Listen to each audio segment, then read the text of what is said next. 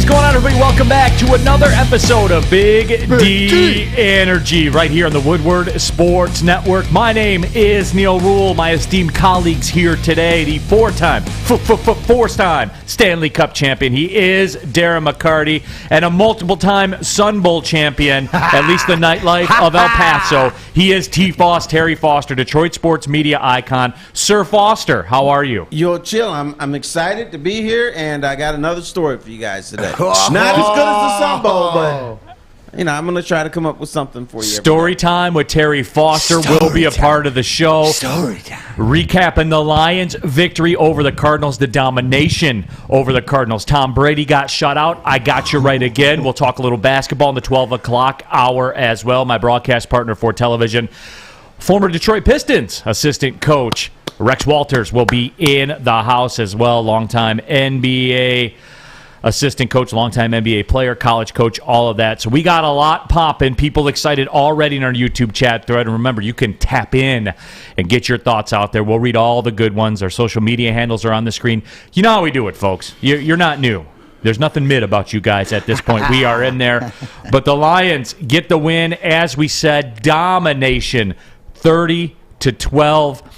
And T-Foss, look, it was the smallest crowd in a very, very long time at Ford Field. I was actually down there for a change, taking it in as a fan. Did you have fun? Oh, yeah. Had a lot of fun. Had a lot of fun. Caught up with people, swung by the Woodward Sports pregame show as well. Pulled up on them. Okay. But T-Foss, they dominated the Cardinals yesterday. There's no other way to describe it. No, and there's a combination of things. One, the Cardinals decided not to show up. I think they thought the Lions are a bunch of chumps. We'll just roll the ball out there and beat them. But they forgot the memo that the Lions are short-handed, but at least are trying to play football. In the NFL, if you neglect somebody, you're going to lose. I don't care who you are. So I think that's what happened yesterday. But the Lions, from start to finish, dominated the game. But how many of us were sitting there watching and said, okay, when does this all turn? When do the Lions blow the 17-point lead? When do they turn the ball over 3 straight times? And you go, what the hell happened? But it never happened. Wasn't even close to happening. I had my hand up because I was one of the, well, if you check out the text, if you were Darren McCarty on the Twitter, which you can follow me on, my top trending text to Neil were, come on, Craig. And it was also, hey, Sawyer, remember on Friday when T-Foss said that teams come into Detroit in the first half and then they get yelled at and then they come out? Yeah. I told him, get that sound ready because this could happen. But no, it didn't, because what you saw, Terry, and there was magnitudes of proof of that. It's that 60-minute effort we've been talking about, but the next man up. And the one guy too, man, Charles Rogers, right? A lot making plays early, and they didn't stop, and they had a game plan. And I sit here and I tell you that I look for coaching improvement, clock improvement as we're sitting here. 15? Are we 15 now? It was 13 last week. Right? Oh, was it? Are we 14? We're 14. Or are we 15? 2-12-1. 2-11-1. That's 14. Yeah, okay. Oh, What are we trying to figure out? I was told there'd be no math. Listen, that's why we have the clock, because we get confused. But, looking almost halfway through, this is something that we're going to continue to see. But as far as the coaching, is that making the decisions come to mind right now? How about the kicker, young Riley Peterson? Solid job, so we can add that again. We usually have solid special teams. So it was nice to see them get rewarded, nice to see them play. I think that, Jared Goff, owns the Cardinals, 8-0 career, and he looked like that Jared Goff that I thought we were going to see for most of the year. So too little, too late? No. Neil, I was thinking you're a little bit jovial for how much it affected your draft capital, but Neil should be upset. No, he's a little bit up, which I think he understands that, and he was there, so he felt the vibe, I guess, a little bit more of the effort, so he's accepting it.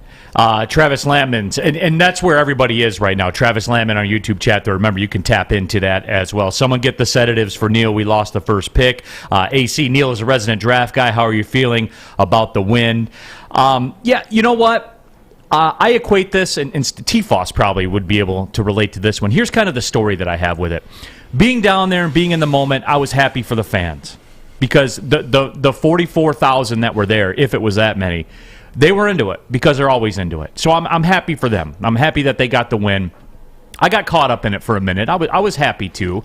But I will equate that yesterday for me to, you know, that shot you get when they call last call when you go to the bar that you don't need at all. But you take it. But you take it. That's right. You do. You take it. And then, you know, the next day you're like, man, if I could take back one thing, it would be that shot of whiskey at 1:30 a.m. that I didn't really need.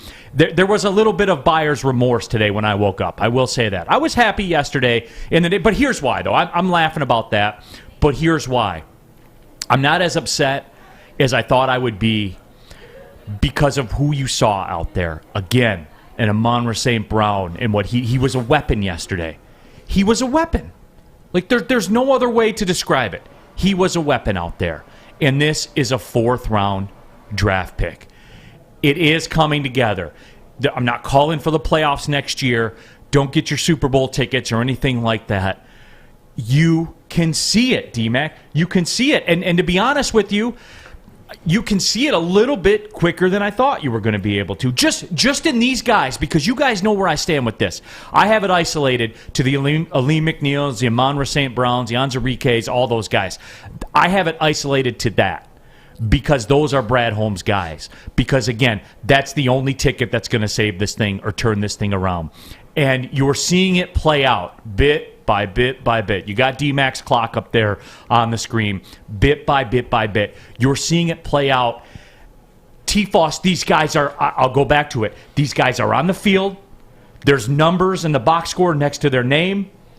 They're there. They're still there. They're contributing. They're being counted on to contribute. And guess what? They're doing something. 4th round. When's the last time you saw a 4th round pick do anything, let alone be the best player on the field? Can you come down off your cloud? They're 2-11-1. No doubt. No doubt. That's true.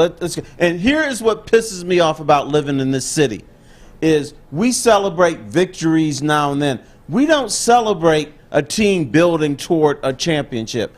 You never do that with the Detroit Lions. You do that with the Pistons. You do that with the Red Wings. You do that with the Tigers. Say if the Tigers can win 6 out of their next 8, they'll be in playoff contention. They could win a championship this year. We've had talk like that with every friggin' team in this city except one. That's true. But is that because football's we hear all the time because it's the quickest turnaround? No, is it because it's the quickest turnaround sport? Because everybody else, when we watch other teams turn their season, go from worst to best, and do things I'm that not we there expect. yet, D-Man. Honey bun, stop. I'm right in between you two right now. I'm saying why we don't let the Lions build or never watch to the build is because we're told in football it's supposed to be, you're supposed to be able to do it in 3 years because other teams can stink and then their draft get it right and get the right people and boom, they're back at the top. And why can't we be them and this and that? What you're saying is that we need to pump the brakes and let them build here, because what you're saying is look at Brad Holmes' draft picks that are the first that are out here on the field. I'm going to equate this to you guys when you were rolling with the Wings. When the Wings won the President's Cup, you know what this city said? A lot of people. So what? Lions win a football game, and we're supposed to but look at jump you're up talking and down. about look at the history of That's the because they have organization. expectations. The Lions don't have expectations. The thing that upsets me about living in this town with the Detroit Lions is these people deserve better. Yesterday was a good game, but be consistent. You can win 2 games in a row. That's allowed. You nailed it, Terry. The expectations are set so low with the Lions compared to every other team we have here. That's why. That's exactly why. Because what have you done for me ever? Not lately, ever. Yes. And Neil, I made you a concoction of prune juice, raw eggs, and bourbon because I knew you'd come in here a little bit upset. I would have drank that because the Lions are now in the number 2 draft position rather than number 1. I will say to you, do you know for sure who's going to be a better player, Thibodeau or Hutchinson? No one knows for sure. Is one going to be way better than the other? We don't know. Probably not. They will probably both have nice NFL careers. With that said, once again, I think if you get the number 1 or number 2 pick, who cares? You still might get your guy at number 2. Right, but here's my thing with it, T-Foss. It's the guy that's doing the picking now. Because he had the track record in L.A., certainly with what that organization did through the draft, that he was, he had his fingerprints on. Mm-hmm. One draft in, T-Foss. One draft in. And again, T-Foss, I'm not telling you to scramble the Booty Lounge bus and roll out to the Super Bowl site next year. I'm not telling you to do that. Let's get the booty bus going. Yeah, well, either way, just hold on, all right? Just hold on. I'm not telling you to do that yet, but the guy that's doing the picking, T-Foss, already has some sort of base level to me because the guys are on the field. They're so contributing was in some not degree. A sad day for you. No, it wasn't. It wasn't as sad as I thought it was going to be. Oh, every day. Only thing I care about is the number 1 pick. He can't grow a mustache. Yeah, I can't. You're right. You're right. I can't. No, but T-Foss, again, that's the only piece of capital that they can acquire at this point in the season because they are mathematically eliminated from the playoffs as of last week. Because you know why, Neil? Because bigger picture, you see development in the players that helps to the capital. It's not even the development, D-Mac. It's an ability. Right, but the thing is, so you balance that out with moving to the second, but what you got on the field with where this team's at, you're good with the guy who's taking it. You see the whole process. I'll take it even deeper, guys, and this is a great shout out. If you didn't know us here at the Lady Jane's Studios, my bookie studios here, Lady Jane's, with the Birmingham roast, not only do you get one of the best coffees around, but conversation, because if anybody's on a different level, in a celestial level, that knows that the eclipse came in recently, and that was supposed to abolish 20 years of bad luck. I was told this morning that it could be the Lions, and we could be witnessing that. So put that in your pipe and see what it is. If you believe in any of that stuff, I thought I'd just let you know. All right. Well, hey, Steve Brown on our YouTube chat thread says that I admit I did some live betting on the game and took the Cards plus 6.5 in the third quarter. I figured the Cardinals would come back. Wow. Well, Steve, let me tell you something, man. If you were in on my offer that I've been offering up for a while here on mybookie.ag, you would have been all right, because what they would have done is they would have matched your initial deposit up to $1,000. So you could have absorbed that loss yesterday when you live bet because you weren't a believer and took the Cardinals plus 6.5 in the third quarter, who did get destroyed. Or you could have took the Lions 4.5 to 1 before the game started and really cashed in at mybookie.ag. Use a promo code Woodward. They'll double your initial deposit up to $1,000. That's it. No more hoops to jump through, none of that stuff. They will do it there for you, and you can get off and rolling. You can bet the Lions to win the Super Bowl next year when the future odds are released. Go ahead and do that with some of your bonus funds. Don't cost nothing, so go ahead and do it. mybookie.ag. They got all the bells, all the whistles, all the lines, anything you want to bet on. They're taking crypto deposits, however you want to do it. MyBookie.ag has got you. They're our sponsor here at the Woodward Sports Studio. And look, if you want one of the very best in the sports betting business, it begins and ends with MyBookie.ag. Double your first deposit up to $1,000. Promo code Woodward. We're supposed to have football today, tomorrow. Tons of football going on. You're going to be watching it. Get in on it. It's very simple. MyBookie.ag, promo code Woodward, double your first deposit. Bet anything, anytime, anywhere with MyBookie. Have a gambling problem? Call the Gambling Problem Helpline, 1-800-270-7117.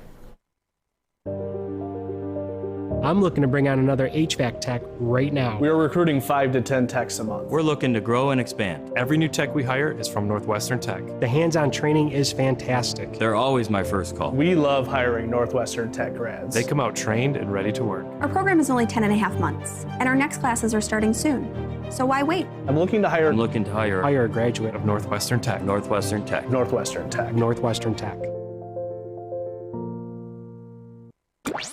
Your Detroit alternative to the normal sports blah, blah, blah. It's Woodward Sports. Off and running here. Big D Energy, Woodward Sports Network, Neil Rule, D-Mac, Darren McCarty, the icon, Terry Foster. We got Sam and we got Fish over there in the bowl. We got Sawyer in the house as well. Sawyer told me a story, by the way, which I'll get into when we talk about the Foaling Warehouse coming up in just a little bit. He was there over the weekend. We got some breaking Sawyer news on our YouTube chat thread. Mike G says the Lions dominated the Cardinals just like Sawyer dominates Settlers of Catan. Oh, Settlers of Catan, the Settlers of Catan. All right, Travis Lampman and T-Foss, I'm curious to get your response to this. Travis says they shut the door, and Campbell showed a bit of why he was hired. This team continues to play for him. While we don't think the record was going to be this bad, we knew a tough year was coming. But T-Foss, what about that? Because I've told you guys my story about my good friend, Mr. Dennis, who is a terminal Lions fan. He's admitted he can't shake it. There's no treatment available. There's nothing he can do. He's just stuck with it like asthma. So when you have someone like Travis that pops on there, he echoes the sentiment of my friend Dennis. Now, Dennis, it comes with a grain of sand because he's terminal, as we said. He can't get past the way that these guys play for him, for Dan Campbell. At 1-10-1, 1-11-1. Have you ever seen a team like this, though, T-Foss? And again, I'm not anointing them, everybody. I'm not. But it is abnormal, isn't it, T-Foss? Is that fair to say? No, I disagree with that. Okay, break it down. The NFL, guys play hard every Sunday. I remember when Matthew Stafford would get injured and then come back and play, this town would go crazy. Oh, it's the toughest guy in the NFL. You know what? That happens every damn week. As far as the NFL, guys play hard every week. This is not a league of slough-offs. That's why most games are decided in the NFL by one score, because people play hard or people let up. I think you saw a combination of things yesterday. The Lions played their asses off. But I think the Arizona Cardinals came in and said, we got these chumps. We don't have to play hard. We can just roll in, get a win, and roll out. You know, that happens sometimes. So I thought the Lions played hard under Jim Caldwell. But people here, for whatever reason, thought that was a real talented team. I didn't. And when going in that locker room, the one thing I thought would be a problem if they fired Caldwell was that they were so devoted to him that they had to get another coach that these players believed in. They should have followed Caldwell up maybe with Campbell. Then there's a guy that came in a little softer, but they believed him. And then another guy that came in all crazy and pumped up and follow me and I'm going to lead you. That was probably the way to go. Instead, the Lions decided to go, we're going to bring in a hard ass. And the players rebelled. Now, what they have to do now, and what this franchise does, is when they get the players coached, then they bring in somebody who's going to put down the iron fist. They can't do that. They have to get someone that's a little bit closer to Dan Campbell than somebody to come in here and be mean to him and disrespect him. I think the one thing that Dan Campbell and a lot of coaches understand in this league, you got to treat these guys like men. If you don't, they eventually will rebel on you. I think that's the beauty of the coaching staff, being former players. And we've seen it all year long with Aaron Glenn and his defense. I mean, look at the defense this year compared to last year. I mean, they compete. Look at a Warrior. Look at it. Look at, you know, making, you know, picks, 6 picks now in the year, you know, being talked about. I know that our boy, Gus Johnson and Aqib Talib, you know, and Aqib Talib, I like him because he's real and he's raw, but he's a guy that I always looked up as one of the top cornerbacks in the league and liked the way he played. And he talks highly of some of our DBs and the way our defense played. I mentioned Charles Rogers earlier and stuff like that. Next man up, guys that are playing. So to Terry's point, there's the mediator. And I know from our locker room, right, where Dave Lewis, and you knew that, like where it was like if the two assistant coaches, we had Scotty Bowman as the head and you had Barry Smith and Dave Lewis, well, Barry was Scotty's guy. That was Scotty's voice. It was, for lack of a better term, Scotty pulled his strings, right, to the way that he wanted and the messages he wanted sent.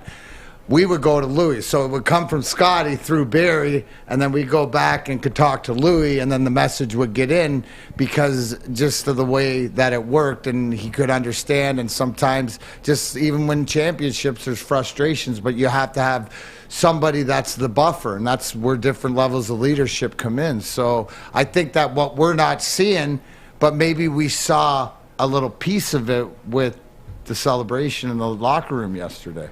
You know, like just like stuff like this much throughout the year. Like I said, the 14 clock to 11-1, right? But you know that was bigger than that. I think bigger than just a win because of who it was against, but because of the game they played. And it's like Terry said, we won the President's Trophy. You don't care because of the expectations. Well, we don't have much expectations, but they sort of do. And now maybe yesterday we saw finally everything sort of start piecing together a little bit. Well, they're still not very good. No. Like, I hope that doesn't get lost in all this. But there's also along the way, take it for what it is. Take it for what it is that the St. Brown and the young defensive, the guys that are in there, you could see a path that we couldn't see before. I say with the Red Wings that we're out of the harbor, we're in the ocean, we're at sea, we're going to hit land at some point. It's just not when, it's when. Well, the Lions have been perpetually in the harbor, but are they getting ready to leave? Maybe now, maybe this time that lap and they're getting ready to go out. Maybe this is the time, and we'll see that through the rest of the year. But, you know, you can't, like the passion to play. And Terry said, you're playing for a job, but you can feel when it's different. You even saying being there yesterday, you got caught up in it. Yeah. And you're as rational as they get. No, absolutely. I mean, but that's what it is. And again, I felt good for the people there because the hardcore season ticket holders I was around. You support the peeps. I mean, the Dennises. People that had season tickets for a very, very long call them time. The Dennises. Because, you know, the terminal Dennises. Some of the terminal. But I was around the season ticket holders. I had those tickets since the Silverdome. Some of them since before. I mean, they've had tickets forever, as T-Foss would like to say on our YouTube chat thread. I disagree with Terry. Players don't play hard every Sunday. Sign Matt Patricia. Juices Ghost. But you know what? Stop. You brought up one, and I told you right that was a dangerous thing. Matt Patricia came. Here's what Matt Patricia came in and did. I'm Bill Belichick. I'm going to be a jerk. I know more than all you guys do. And that includes internally with the team. Right. Some of the people that work for the team. Just trust me on that. I'm not going to get into who and why, but he did. No. It was people in the community. He was jerks to people in the community. Yeah. Everybody. I brought it up, and people attacked me. Oh, you just attacked this man. He's not even in town. That's because he's being a jerk to everybody. He was a jerk to the players. He was a jerk to coaches. He was a jerk to people in the community. Yeah. And when you come in and my stuff don't stink, guess what? You're going to get yours. he certainly got his. Juices Ghost can't be mad with this win, even though with the draft capital loss, they showed some real progress. And Juice, look, man, like for me, I'm not taking it as hard as you thought that I would have, given all the conversations we've had for the last 14 weeks, because of who's doing the picking. You know what, with Brad Holmes, if he's picking 2, that's cool too. He'll do the right thing. If he's picking 3, he'll do the right thing, because I have something to base that on other than hope, because hope is not a strategy. Can I get a round of applause, guys? I'm happy. This is big. You know what? I thought I was going to have to burp Neil today because they won. I didn't even hear what he said. I was looking up other stuff, but I thought it was true, and I'll have to go back to the chats to see who brought it up. But this is the first week as a Detroit Lion, Jared Goff. His air yards per attempt are over 10. 10.62, wow. Ladies and gentlemen. I see a lot of 4s, a couple 8s, but he's over 10. So, to somebody who said we didn't think he could throw it down the field, he proved it yesterday. Maybe that arm was a little bit injured or whatever. But first week as a Lion, over 10-plus air yards. There you go. Dom Rivera, my unlikely start for the past 2 weeks goes to Charles Harris. He's been playing great for the last few weeks. Yeah. Oh, I said Rogers. I meant Harris. Yeah, Thanks for correcting me. That is a great pull though, D-Mac. Charles Harris, former first-round pick, multiple, two-time SEC, all SEC player, all that kind of stuff. Got drafted by the Dolphins, kind of washed out a little bit. On his third team right now, he's 26. Again, that's another guy that you look at. Brad Holmes. Usually the Lions, when they bring those guys in, they're in the midst of washing out, and then they finish their washout here, and it's done. And I'm not saying give the guy Defensive Player of the Year, though, T-Foss. I'm saying somebody has a pulse that they're bringing in. That's different to me. That's weird. I'm having a hard time dealing with it, T-Foss. No, you're right. But sometimes a player, it's not whether the player can play or not play.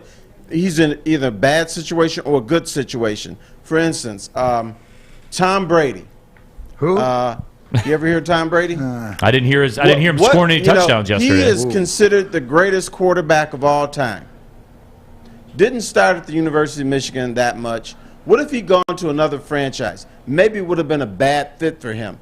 So for Harris, maybe he needed a guy like Campbell.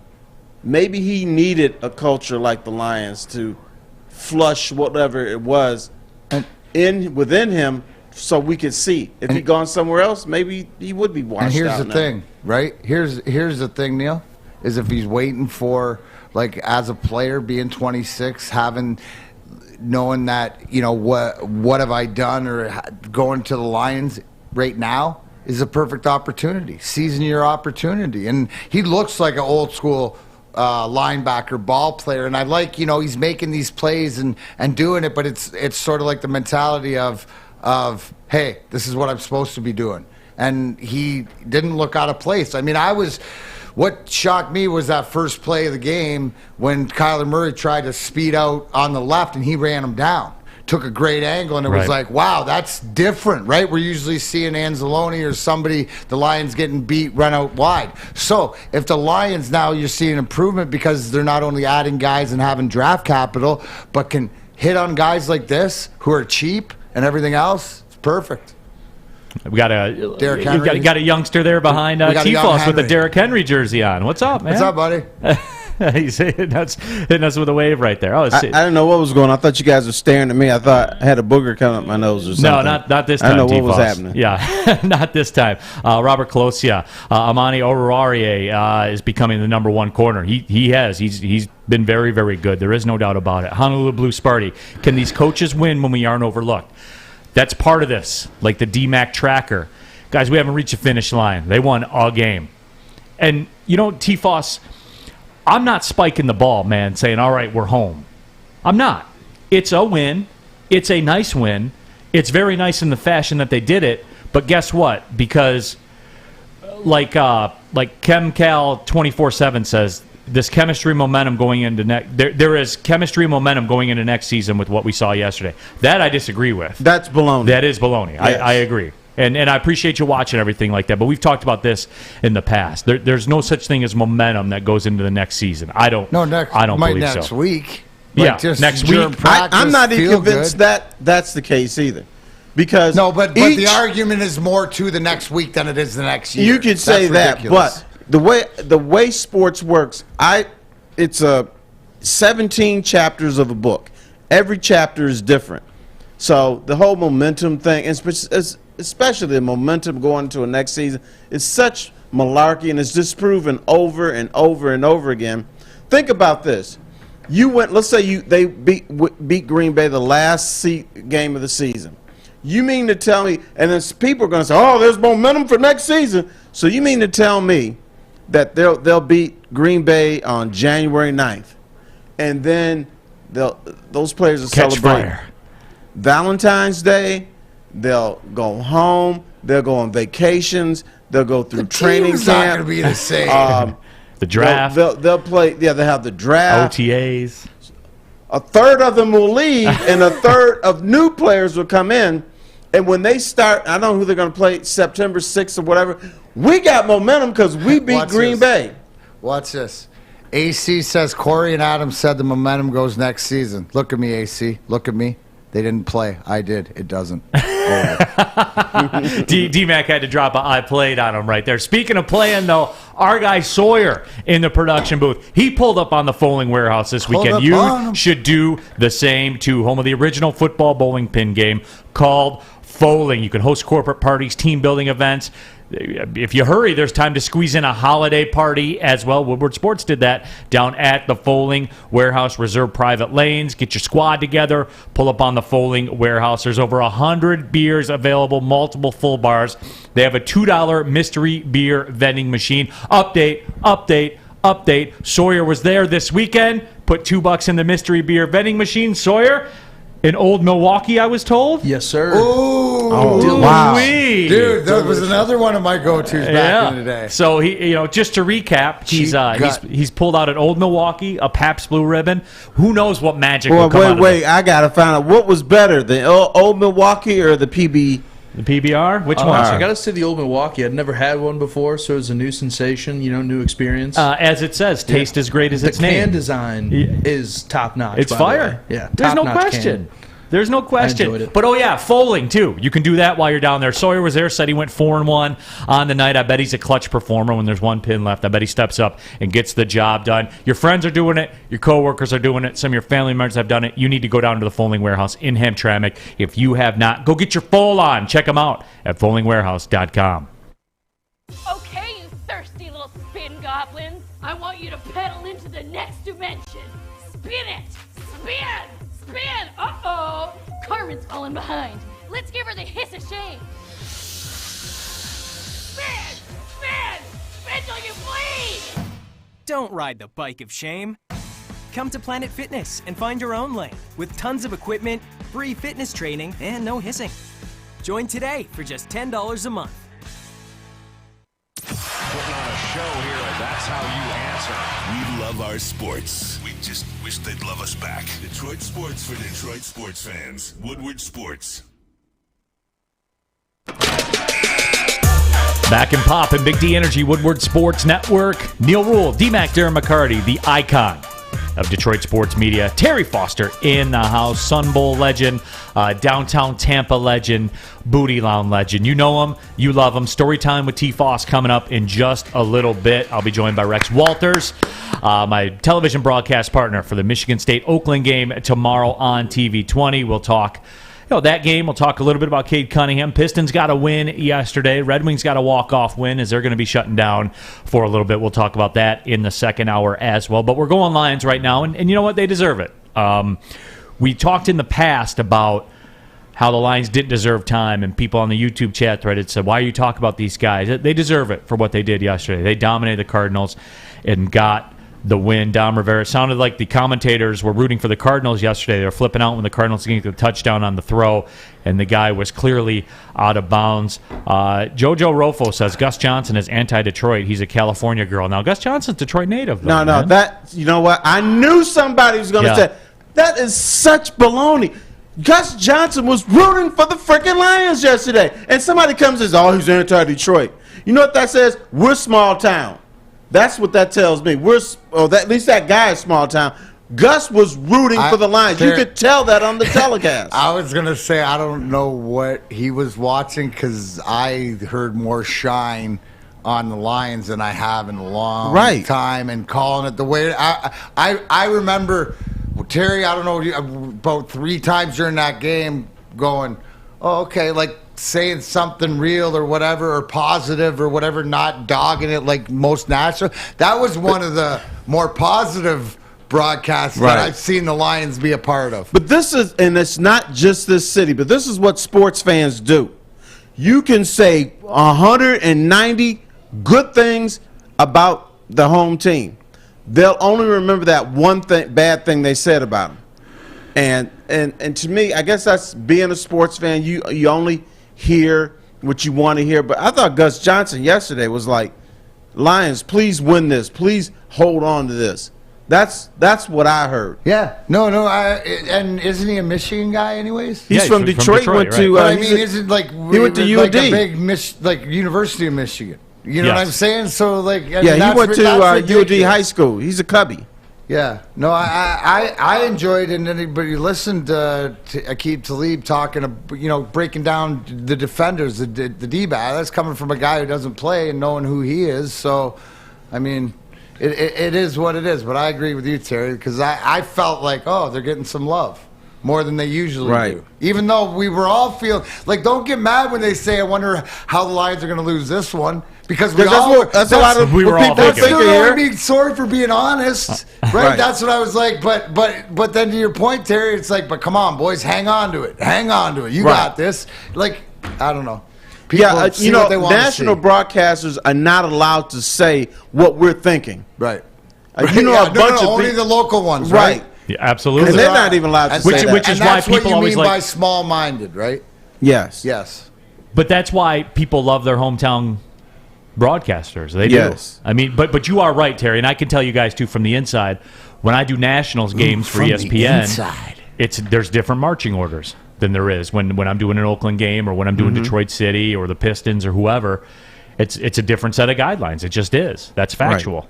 And you got to say something that would be conceived as positive for both teams at some point of the broadcast. You can't just praise one and dog the other. Right, because they're both watching. And that's the way it works. I mean, you're not wrong, T-Foss. You're not wrong. I'm just disappointed that we got that text here in the D. We're supposed to be strong and tough, and we're Detroit, and we pound the rock, and we all tough and everything. But we got glass chins. Well, at least that guy's got a glass chin. Speaking about pound the rock, wow. Your boy Craig run downhill. Craig Reynolds yesterday went over a hundo. This is a guy that self-proclaimed said he was on the couch watching Netflix when the Lions called him. Did he say what he was watching? No, he didn't. He just said Netflix. Can we get a follow-up? Corey Woods, we need a follow-up. Darren McCarty wants to know, hey, Craig, what were you watching Friday? Craig Reynolds, 26 carries. No, he's probably watching the little Korean thing. Suicide Game. The Suicide Squad. No, Squid Game. Squid Game. That's what I'm he's all watching. over. Don't worry about it. What is happening to the show right now? Anyway, I don't want to hear from D-Mac anymore. I want to hear from Craig. I know we got some Craig Reynolds on. Craig, you didn't get fired on your day off. It's definitely a brotherhood in the locker room. I said last week, I love this team. I've been on other teams before, but this is the most tight-knit group. And, we all play for each other, man. And we go out there, we work every day at practice. We hold each other accountable. We don't care about the record. We don't care about the week before. We're just trying to attack every day and move on to the next week and control what we can. And that was Craig Reynolds, just kind of speaking to how close this football team is. T-Foss said he doesn't care about the record, doesn't care about the week before, just wants to go out there and play hard, man. I think in his position, that's exactly the way he should feel. This is a guy watching Netflix, probably watching Squid Games or whatever. He is happy to be on an NFL, field right now and contributing. So now he's not going to worry about the record because his thing is, let me do things so I can be in this league next year. That's what he's doing. So he can't worry about records, obviously can't worry about playoffs, but he's got to worry about himself and being a good teammate so that some other team or maybe the Lions will want him next year. Here's my thing, D-Mac, and I think this has gotten lost in the shuffle a little bit too. You notice Craig comes out, has a 100-yard day, which we hadn't had a 100-yard day. We've had, two of them in the last 7 years or 8 years, whatever that number was. I remember it had been 4 years in between 100-yard rushers. Since back in the day. Yeah, since back in the day. But with all that being said, though, D-Mac, and remember, too, Frank Ragnow, who's arguably one of the best centers in the NFL, there it is on IR, and he ain't coming back. For the whole year. And here's a guy that I locked on exclusively because you guys have heard me talk about this a lot. Penei Sewell yesterday, and more than what he does on the field, Penei Sewell is a dog. And you've heard me talk about that before. You can be a good player, and I'm sure you came across players, even in the NHL, that were like this. They're good, they're talented, but they ain't dogs. You know what I'm saying? Absolutely. He's good, talented, and he's a look at that guy if you're watching on YouTube. He was like that the entire game. Here's the thing. Did you put him on a Neil Rule ISO cam? I made it a point to watch. I was sitting close to the bench, so I looked over. And that goes to making you feel good about this win because what you're seeing is progress. What I'm seeing and hearing, right, or I got to rephrase, what I'm hearing, I'm seeing, which is they play for each other. And it doesn't matter if you're a guy off the street like a Craig Reynolds looking for a job to continue. I can see it. And it's almost like right now at 14, where we're at, I see thread. Okay? I see thread. If thread can be broken, right? Sewing thread. But it's going through this locker room. And that's what Dan Campbell, slowly, it's showing, because through everything they've gone through, they've stuck together. And that's hard to do, especially when you're at the bottom.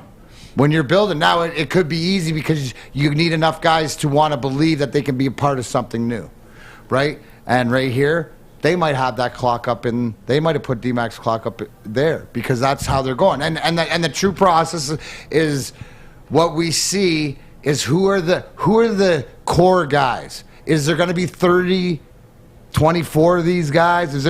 How many of these guys are your core guys moving ahead into your draft, into your contracts, into whatever else? Because that thread right now, it's light. You can't really see it without light, but it will darken up, and it'll eventually, if it goes the way Dan Campbell wants, turn into rope.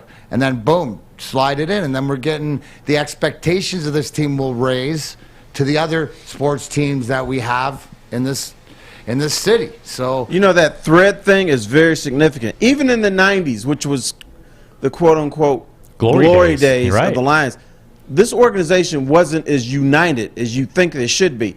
The nickname we used to give them was 3 Mile Island. There was management. It's not my fault.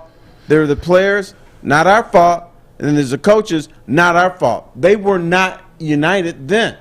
And that was a time where players, I heard a lot of, I need my touches. I need my stuff. I need my snaps or whatever. I didn't hear that much we, even in the 1990s with this team. I'm hearing more we today than I heard during the glory days of the Detroit Lions, and that's significant. That's something that Dan Campbell should be proud of. And we don't have the talent that they had in the 90s too, right? If you had those teams. Now, the key will be, now you make that assumption, if you get talent, then everything is going to be cohesive. That's not necessarily true, because when you get talent, you start getting a lot of more me. I need mine. Give me mine. And so that's going to be the next hurdle. Yeah. Dan Campbell's going to have. Okay, I got talent, but how do I keep this thing going? Brings up a great point. That's why homegrown is so important. Right. Homegrown, right? I'm homegrown. Right? Assimilated to the culture. You will assimilate to the culture. It's Something pretty to think simple. about. Yeah, no, it's pretty simple. I like to assimilate with some gypsy vodka when I'm doing that type of thing. Put a glass, some ice cubes, a little hitter of gypsy vodka. Bottle, mysteriously, the bottle's gone. There, yeah. Now it's mysteriously gone after he got dropped off a case by the gypsy guys on Friday. I didn't, by the way. I got to go know who back took there. it. Sawyer, but at the next break, I got to go back there and make sure I got my bottle of gypsy vodka out there. Okay? We got to go. I'm going to go acquire it. I'll be like OJ coming for the memorabilia back there. But no, gypsy vodka. It's Michigan's gluten-free vodka made right here in Petoskey. We had the owners in the studio on Friday. They were some cool cats, man. It was cool rapping with those guys. 50 different formulas. Countless taste tests. Look, the work went on behind the scenes, guys, with Gypsy Vodka. It's not just a clever bottle. It's not just a clever name. It's actually, wait for it, good tasting vodka. Can confirm. Do it at home on a Saturday night. Gluten-free, corn distilled 6 times, uses artesian spring water. Try a bottle of it today. Go into the store, go into the bar, ask for it by name. Gypsy Vodka. As always, drink responsibly. Fellas, football season is here. It's time to make your grooming experience easy like Sunday morning. Get to Lady Jane's Haircuts for Men. Walk in, relax, watch your favorite team play, and before you know it, your hair will be game ready. Get to Lady Jane's, open 10 to 8, 7 days a week. Walk in anytime. It's wicked awesome. What's the over-under? Should I tease? Who is the lock of the night? Make sure you're watching Woodward Bets to get the latest in sports betting and more. Woodward Bets daily on Woodward Sports.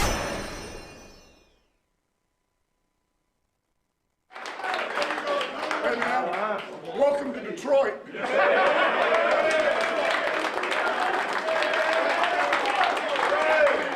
Man, I tell you what, we did everything we said we needed to do to that team. We did everything. And I tell you what, defense, you took it personal. It's 3 and out, man. You guys are making them have to punt. We turn the ball over offensively, right? And then we defensively, a mighty 2-4, get a turnover.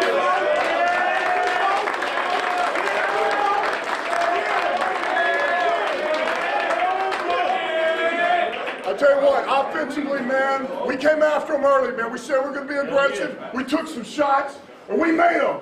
We made our shots early, and then we just started hammering them. Hell, our first drive was 8 minutes, man. You guys are a tough, gritty group, man.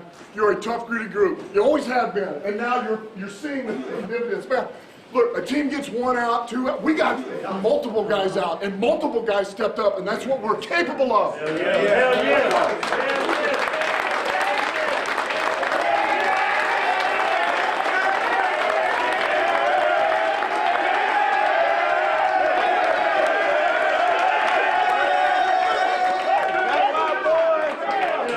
Be smart, take care of yourself. Put me down, man.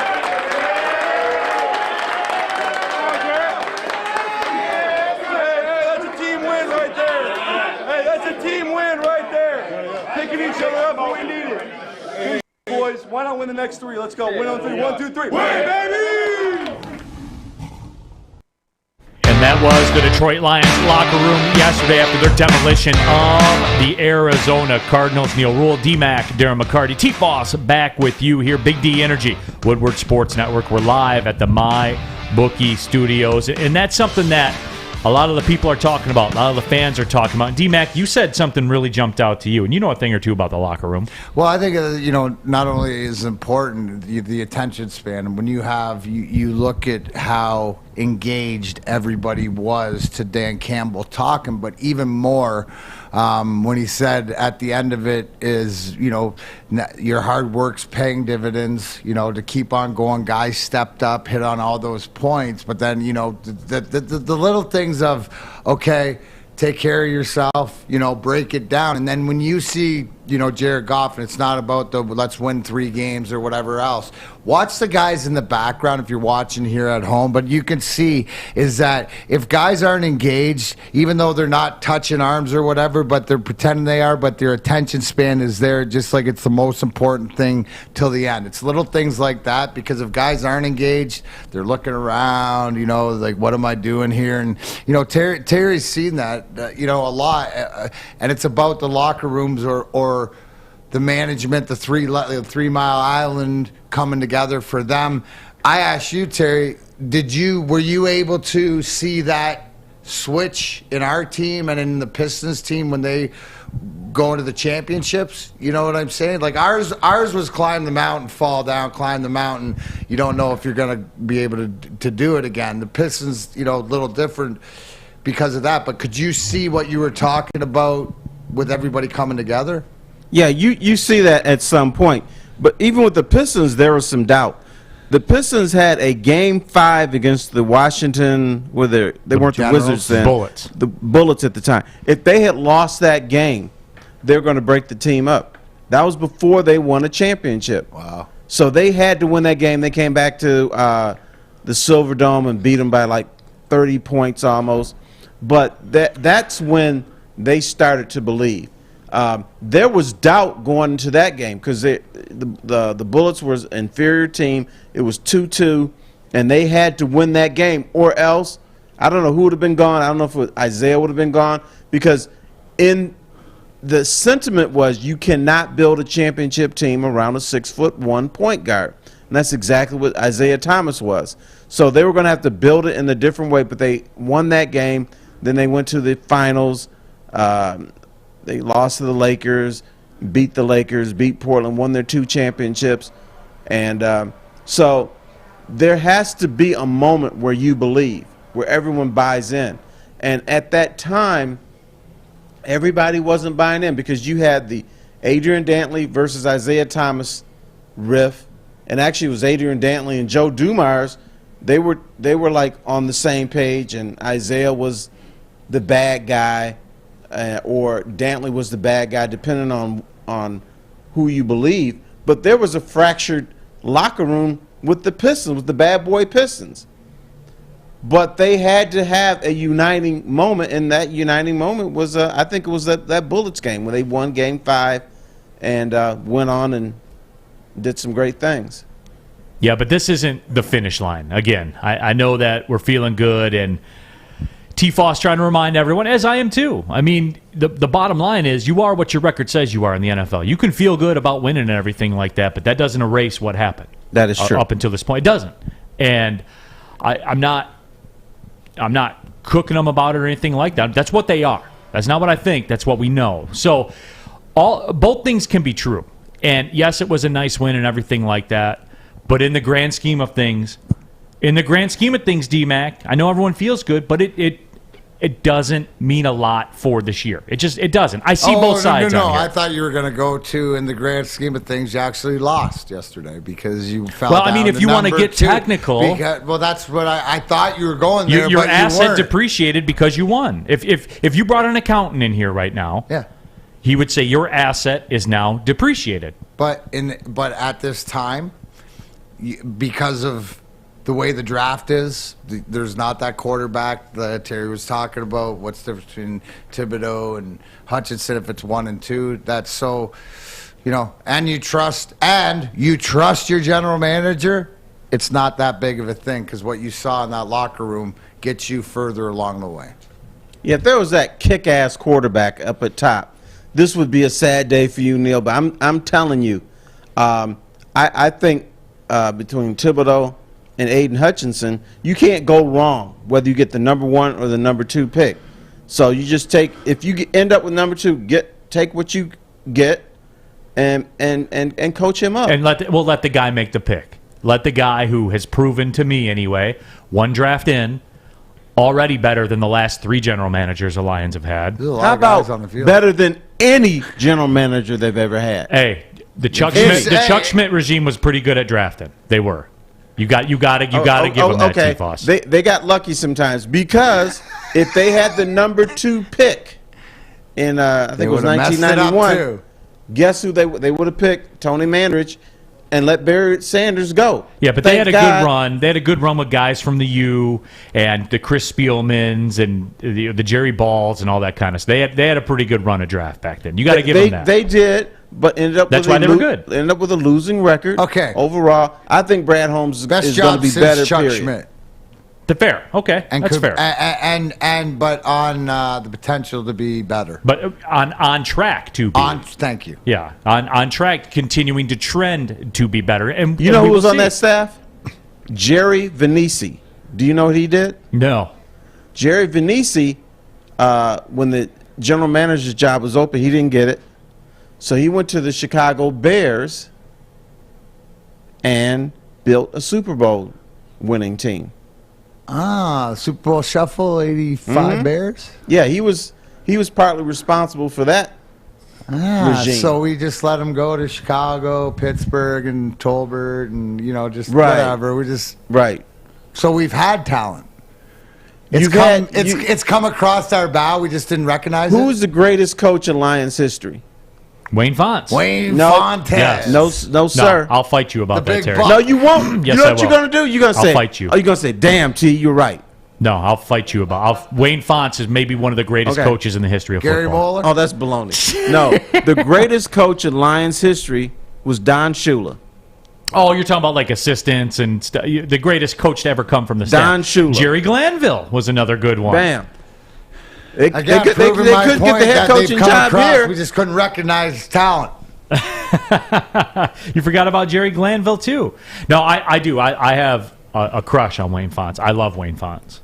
Monty Clark's Wayne Fontes was hilarious. Yes, he was. You were never out of the fight with Wayne Fontes. But I have found out that the players who played for him did not believe he was a great coach. They loved him. They thought he was a good coach. But even Wayne Fontes had some huge flaws. For instance, oh sure, he had 2 of his brothers on staff, and neither one of them could coach. But he made sure he hooked up blood. But hey, T-Foss, the greatest line that I use to this day from Wayne Fonts when he was talking about Barry Sanders. Would he play? He missed all it. Because you remember Barry used to – he wasn't too big on training camp. Let's just say it like that. No, Barry did not. And you know what? Barry was responsible for? Popsicle breaks for the Lions. People laugh. They had popsicle breaks under Wayne Fonts. Yeah, but the greatest line of all time that I ever heard any coach say came from Wayne Fonts. So the media asked him, well, is he going to play? And he's like, well, sure he's going to play. They're like, well, he missed training camp. He's like, yeah. He goes, remember, I treat everybody the same, differently. Right. I love that line. I use it all the time. Yeah, it's one of my favorite lines. Here's another thing Wayne used to do. Do you know what they used to do with Barry Sanders when they got inside the 10-yard line? Hand the ball to Eric Lynch. They took his ass out the game. I know. Right. Because he said Barry's always trying to hit the home run, so they just said, we just need these 3 or 4. They took Barry out the game. I know. I still can't believe that. Or use him as a decoy. Think of all the touchdowns he would have had, man. Right. All the more amount of touchdowns. I think he ended up with 99. I mean, that's it? Yeah. Yeah. He could have had like 130. Yeah. Touchdowns. That made me sad, but hey, man, still Wayne Fonts, still my guy. I'll go to bat for him because you could be 1-6 and still be a threat to make the playoffs. No, he did. I remember there was he had a scrum with the media, and I was bad. I remember this. Wayne Fonts was talking about great coaches, and he mentioned I forget who he mentioned. He mentioned Belichick hadn't made it then, but he had mentioned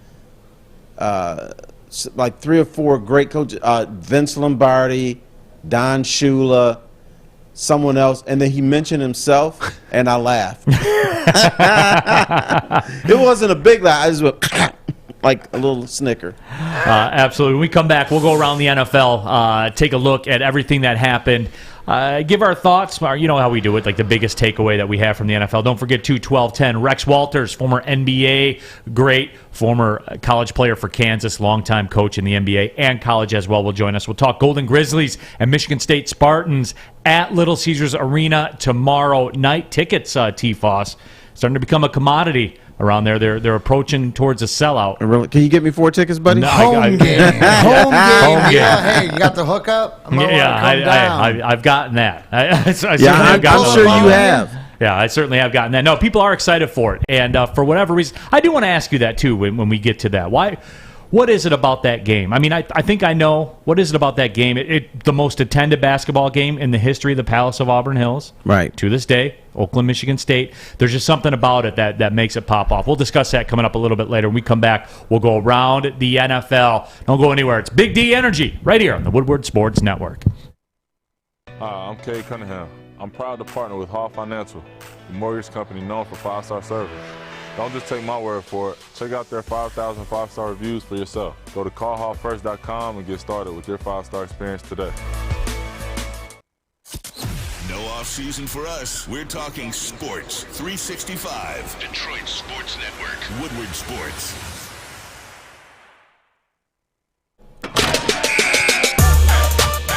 Back off and running here, Big D Energy, Woodward Sports Network. Don't forget, we got story time with T-Foss coming up. Let's call that 12:24. Is that fair production on the fly, Sawyer? I'll be ready then. Sure. Is that fair for you, Sawyer? Does that work? If you guys want it, Can you mind edit it by then, Terry? Your mind edit it. If the good people of Big D Energy are for it, we'll do story time with T-Foss at 12:24. I got to narrow it down from 10,000 to 1, so that's the tough part. I got 10,000 stories, gotta get down to 1. Oh yeah, but a big win for the Lions yesterday, and games around the National Football League. And I have to ask you guys. I think we'll start this with T-Foss. I think we know what the biggest storyline in the NFL was yesterday. But T-Foss, what stuck out to you? Stuck out to me is how bad Tom Brady looked and how bad Tampa looked, losing 9-0 to the New Orleans Saints. That was a boring football game from a fan standpoint. But I'm like, what's happening here? And he was out of sync. Worst news, too, Chris Godwin's gone for the season. Yeah. ACL. Yeah. He's losing all his targets. I mean, he had no Fournette after a while. But they had him in the first half. Hey, for the audience at home, that's for Maz. That was, first time Tom Brady's been shut out his 15-year career. He just threw a tablet. Probably going to get fined for that. but Tommy B, like, you think he wouldn't care at 44? He'd just be like, whatever, like this. Like, something's wrong with this guy. Cares too much. But yeah, I agree. That one was sort of a stunner. Also, to me, I guess outside of that was, I mean, like, how do you count Aaron Rodgers out if he's got control of his own destiny and stuff? You know what I'm saying? Like, I don't know. I still don't trust him to win the big game at the end. Really? I still don't. I get what, and you know what? I gotta pump my brakes when you say that, because you've been hot on all year long. Whether we're talking Big Ten football, we're talking. I think Neil knew that Arizona was going to lose to the Lions. That's what. Did you see me just pump the brakes right there? Mm-hmm. I got nothing. Yeah, you know what? But is he so using all the voodoo? But that was that to me was the big one. The big one was Tom Brady and the Bucs. And are they that depleted now where they have no, that's why they have to have Antonio Brown back, after his suspension and stuff. I'm telling you, Green Bay's going to do it this year. All right, beat Tom Brady. Okay, man. All right. Well, we see. I don't want you to forget. For me, it's kind of a sidebar story, but it still sticks out to me nonetheless. My guy Tua, old Tua won again. Everybody slanders him every week. They hate on him. They speak ill of him. Just vitriol and hate towards Tua. And the guy's 11-7 as a starter. Just to put it in a frame of reference, Peyton Manning was 3-13 his first year in the NFL. I'm not saying he's Peyton Manning, so calm down, everybody. I'm just giving you a frame of reference. Old Tua won again. They're a game out of the playoffs. What were they, 1-6 or something like that? Old Tua, man. Everybody hates him, Terry, but he just keeps winning games. I love him. I do too. Just imagine the Lions train right now if you had Tua instead of Okudah. You know why we have grown into an impatient society. Now, back in the day, he's 11-7 his first 18 games. I understand that, but back in the day when I was a youngster, you know where Tua would be on? He'd be on the bench. He'd be on the bench learning. Now, what has happened is if you draft somebody in the first round, or even some of the second round, you gotta start the guy. Society dictates that you start a guy. And when you're your first year as a quarterback in the National Football League, normally you have more interceptions than touchdown passes. You normally lose games. And you know what? We were accepting of that back in the day when I was a youngster.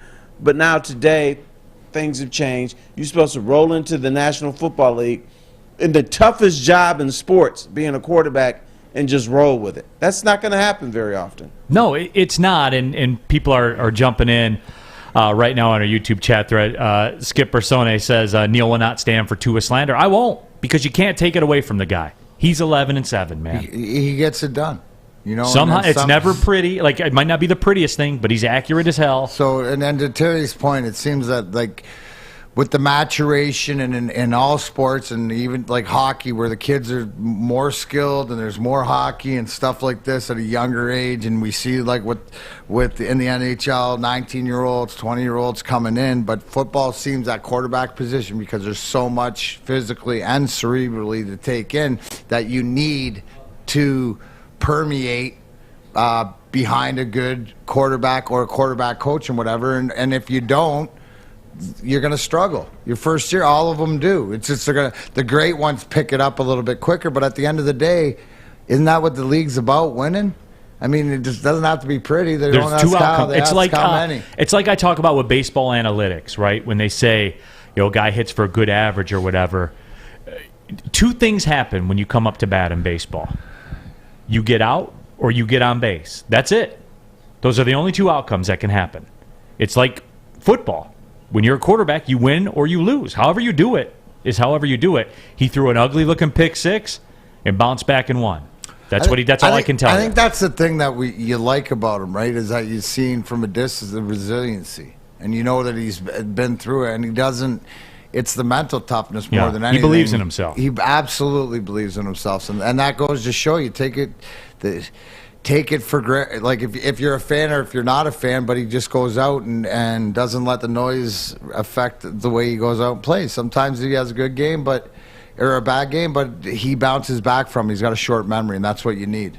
Right, and that's what that's where I'm at with him. And I guess goaltenders would be the same thing too, right? Goaltenders and quarterbacks. There's a couple of those positions that because it's mental, along with the physical thing. Yeah, to stop pucks, but there's so much more that goes into it, just like quarterback. That's what Chris Osgood used to do. When Chris Osgood would have a bad playoff game, I knew the next game he was going to give up one goal or shut somebody out.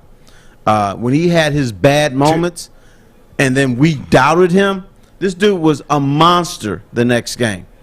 And Chris Osgood had this philosophy: I'm supposed to stop every puck. The only goals I'm supposed to give up sometimes are rebounds. But other than that, I'm supposed to stop every puck. And, it doesn't always work that way. I remember, what's the dude from St. Louis? I think it was McGinnis. Yeah, from the red line. He busted on him from the red line? Yeah, from the red line. And so we dogged Chris Osgood for 2 days. And then the next day, or 2 days later, the man was... Yeah, and then he couldn't get the puck past him, which I always thought wasn't fair. That's Al McGinnis, like the hardest slap shot in the history of hockey. And it skipped. And you got to remember, this is all in the '98 playoff series, right? So against St. Louis, he does a bounce back, finish them off, right? Then we go and we play in Game 5 against Dallas, and Jamie Langenbrunner from center ice dumps it in, and Ozzy goes to knock in the corner like this, hits the inside of his stick and goes in. What's he do? Comes back, shuts him out, I think, or one goal the next game. That's the best way. That's why I always say is that taking any goaltender into battle, it's because Ozzy, because we grew up with that Grant Fuhr mentality from the Edmonton Oilers days. I got to stop one more than the other guy does. That's it. I don't care what the goals against are, what his shooting percentage, all that. Forget it. I just got to. And to your point, if you got to, what you said is that if I can handle letting in the rebound, well, I can't handle it as your teammate, so I'll take care of make sure that the rebounds are cleaned up, right? Taking the man, and when you got guys like Nick Lidstrom back there, it's a pretty good thing that if you stop the first one, you're not going to face the second one. Tammy Chin says Chris Osgood for the Hockey Hall of Fame, and we'll get into that too, as the season rolls on.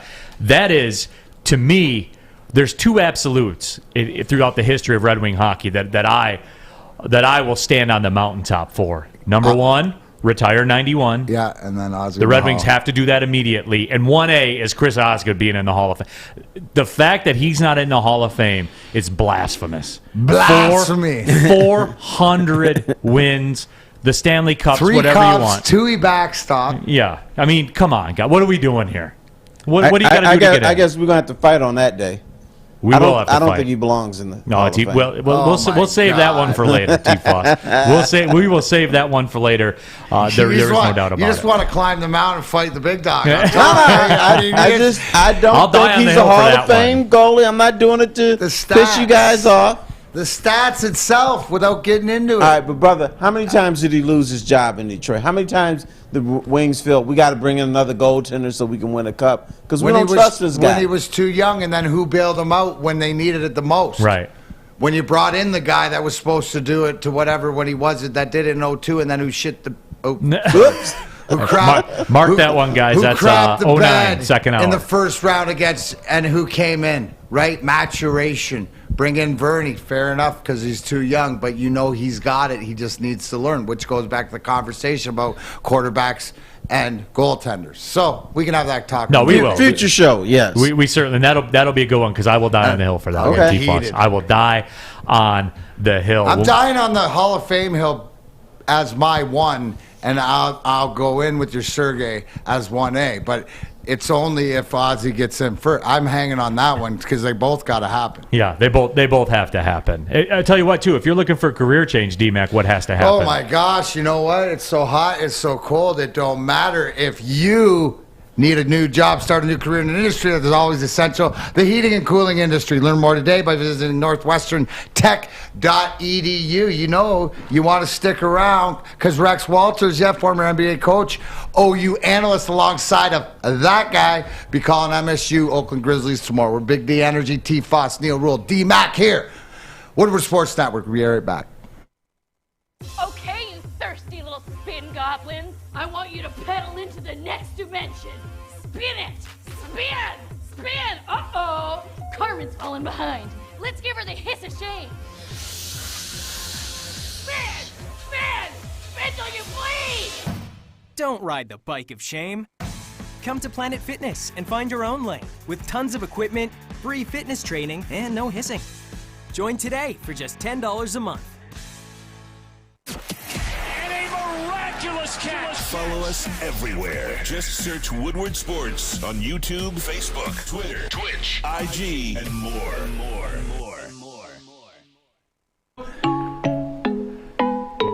Pulling up on the second hour of the show, Big D Energy, Woodward Sports Network. My name is Neil Rule. He's D-Mac, Darren McCarty, T. Foss, Terry Foster, noted Chris Osgood hater here today. Happy to have you all along for the ride.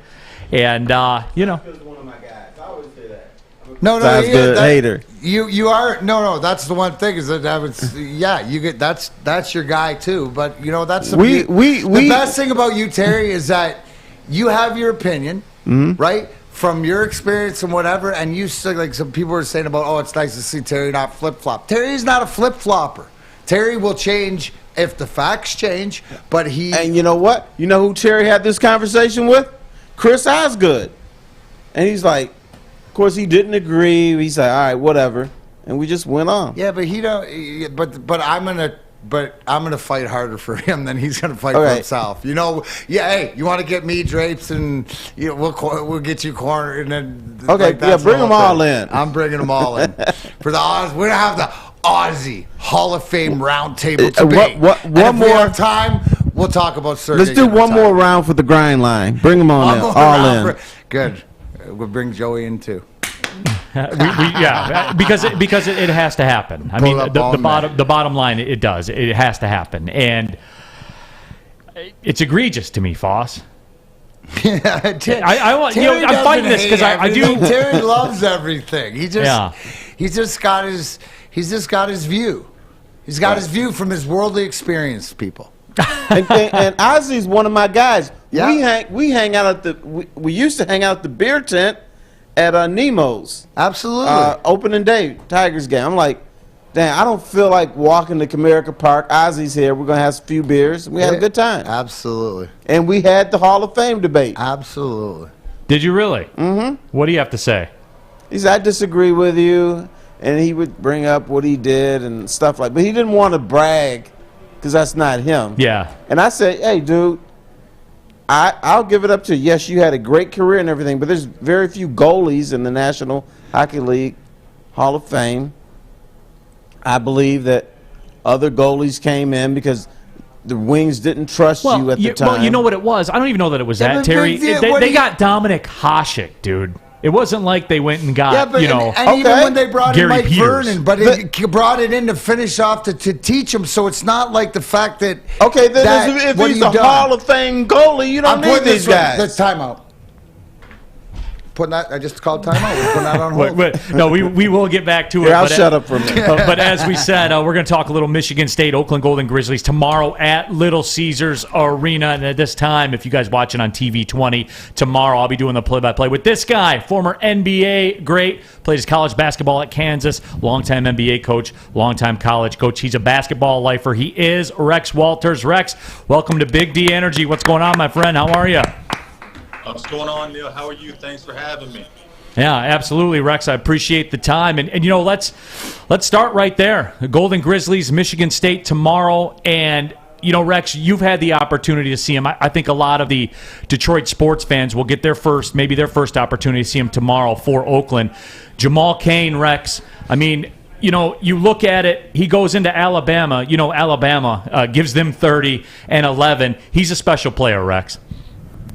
He is, and the great thing about him is even in the high major games, nothing has changed in terms of his performance. Still a 20-10 guy, still a guy that can defend multiple positions. He's not shooting it as well as probably Coach Campy wants, but he's a matchup difficulty, and he can create offense for himself with offensive rebounds, which he's having right around 3 a game, and also getting in passing lanes in that zone to get out on the fast break and create easy offense for his Oakland team. Rex, I got to tell you, too, when we said we were having you on the show, our little YouTube chat thread, you got a lot of love from a lot of people talking about back in your playing days. They said Rex Walters could stroke it. You still got that shot, Rex? It's a set shot, but it still goes in. Say that. You know, when you get older, you can't cut, you can't land. It's not the jumping, it's the landing that gets you. So, but yeah, I can still get out and demonstrate and look like I know what the heck I'm talking about. But in terms of changing directions, that's a whole nother story. Hey, Rex, Darren McCarty, thanks for joining the show. And talking about tomorrow, Terry and I have been talking to Neil. He's so busy because he's got all these tickets because it's a home game at LCA. So he's worrying about broker and all that stuff. But does it change for an analyst or for a former player to go into these bigger places, knowing, you know, for Oakland, this being the biggest sort of game, because in the past, filling up the Palace and Auburn Hills, and this is such a big game for the university because of where it's at. Is there something special, a little bit juice even for you to get into this? Well, it's great to be back in LCA. The last time I was there, they decided to let me go. I was with Dan Van Gundy, so it's gonna be nice to know that I'm not gonna win or lose a ball game tonight. It should be a fun game. Michigan State, I've been to their practice quite a few times. Coach Izzo does a great job. They're very fast. They don't have necessarily the same star power that they've had in the past, but they defended a high level, they rebounded a high level, and so that'll be a great challenge for Oakland, who's done a great job in the preseason. You talk about challenging themselves. This will be their second official home game, even though it's not in Oakland, it's at LCA. So I know they're looking for it, and Campy's the kind of guy and the kind of coach that he's not going to let the moment get too big for him. It's not even about him, and I think his players will resonate with them and understand the opportunity they have, but it's basketball, right? And they have a chance to go in and beat a very good Michigan State team that's got a chance to win a Big Ten championship. It's got a chance to compete on the national level, and that's what Oakland wants to do because they have that type of team this year. You know, the bottom line is I was at that game at the Palace a few years ago. Oakland probably should have won. They went to overtime, lost to Michigan State. But it seems like if Oakland wins, which would be great for that program, then it really spoils things for Michigan State.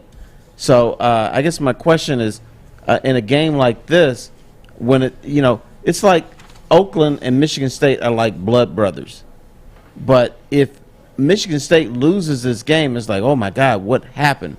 Wouldn't this be devastating if Michigan State lost to Oakland in this game?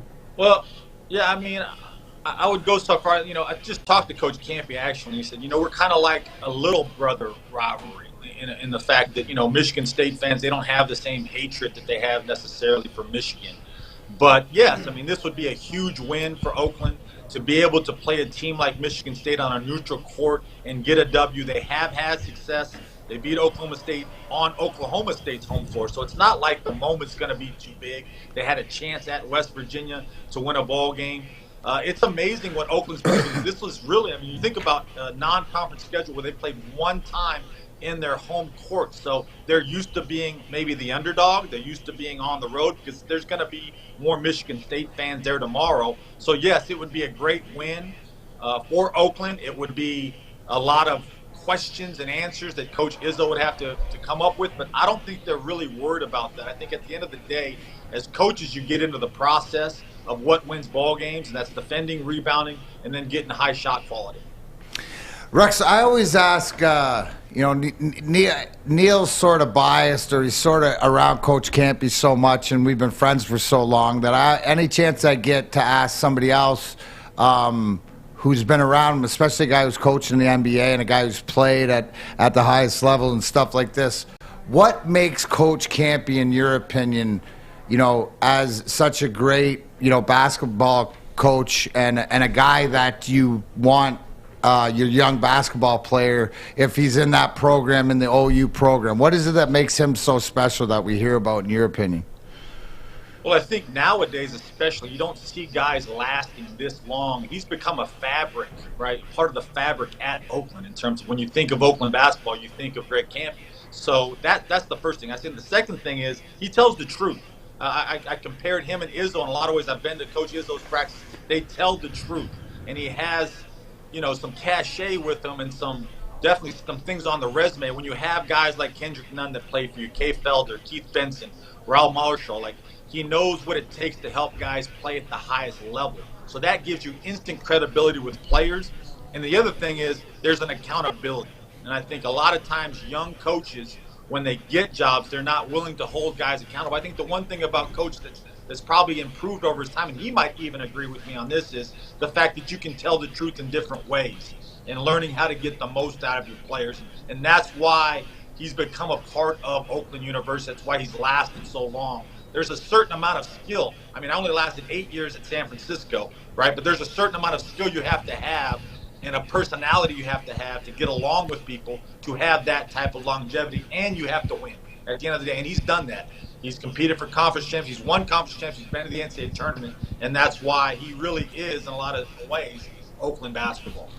Talking to Rex Walters here. You can follow him on Twitter at Coach Rex Walters. He'll be my television broadcast partner tomorrow for the Michigan State-Oakland Golden Grizzlies game at Little Caesars Arena on TV 20. Had the opportunity to work with Rex this season. Really has been a lot of fun. So Rex, I mean, this game specifically, the one thing from the film that I've watched on Michigan State, and I think college basketball fans, because look, let's be honest, the college basketball, around town here, and Terry Foster will back me up on this, doesn't really seem to get fully going in terms of just fans watching every single game, probably until conference play starts. This Michigan State... I'll stop you. This is not a college basketball town. Sometimes let's cut to the chase. Sometimes it's not, but with all that being said... No, it's not, period. But with all that being said, Rex, this Michigan State team, they're way more athletic than your typical Michigan State team. At least, the untrained eye, me, from what I've seen. As you've watched Michigan State, does that jump out to you? Because I think the biggest challenge that Oakland faces in this game is that Michigan State athleticism, because they want to go. Michigan State wants this game to be in the 80s. Oakland wants it to be in the 60s. And that's kind of a role reversal for both sides.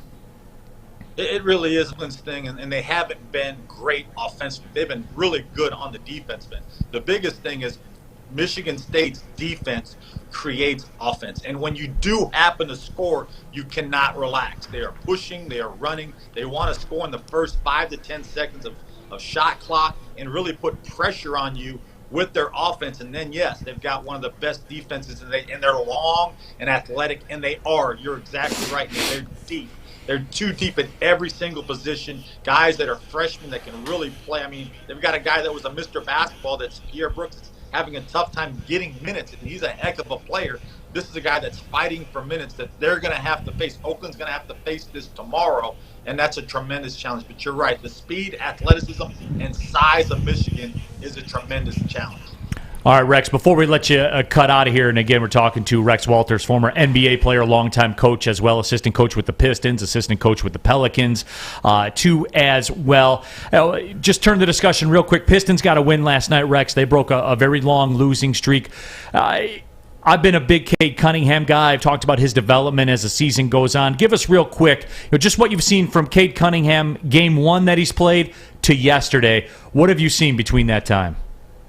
Well, I think it was, number one, unfair to throw him in there without some time and expect great things. Like, he was out for a while, and then he had to jump into a middle of a season where a team has some habits that they've already built up.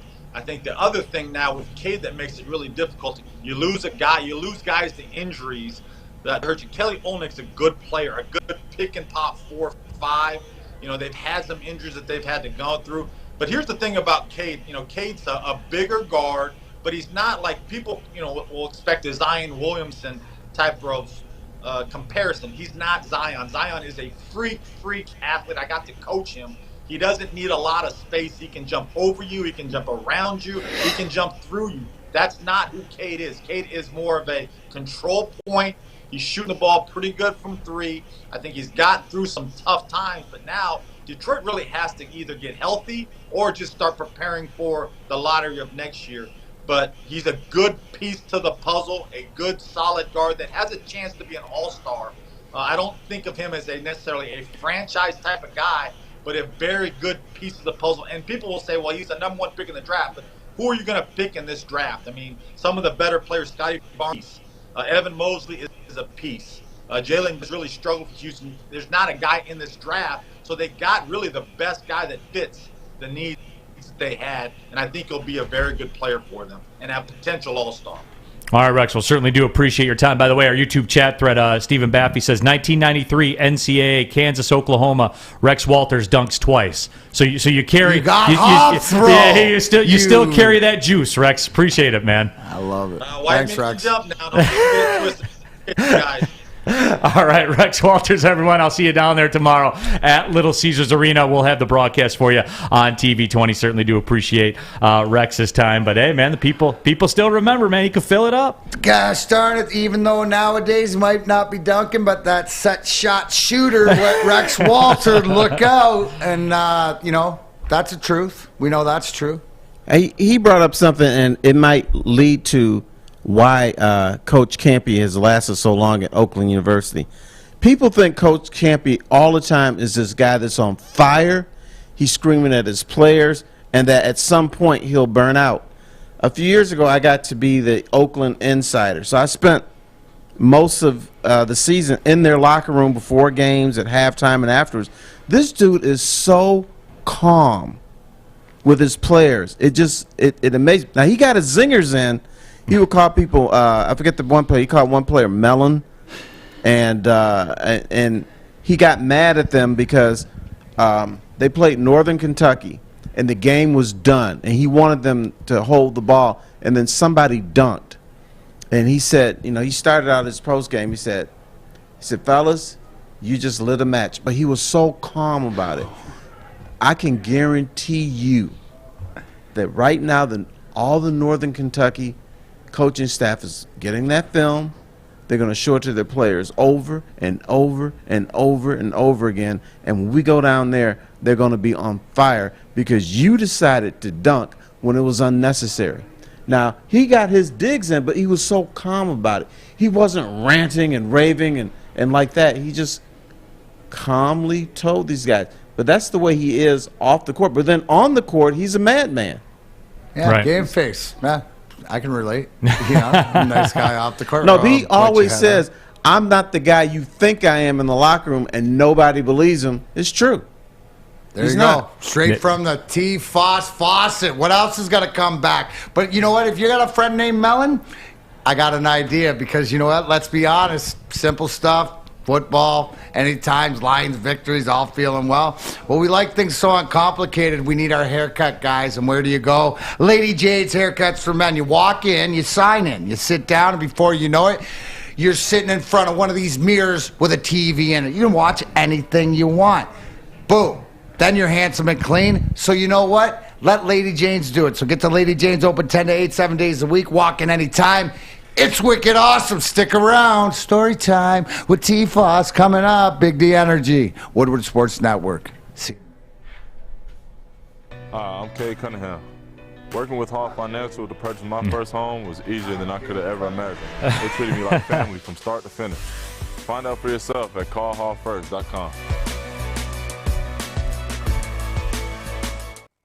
Make sure you download the Woodward Sports app in the App Store and the Google Play Store today. Take Woodward Sports with you wherever you go and listen live on your phone or mobile device.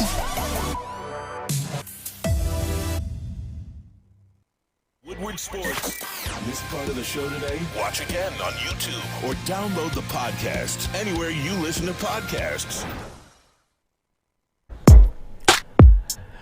Back at it here, Big D Energy, Woodward Sports Network. I told you guys, about 28 past the second hour here on Big D Energy, we were going to go to a place that I think is going to be a normal occurrence here when Uncle Terry Foster is in the building.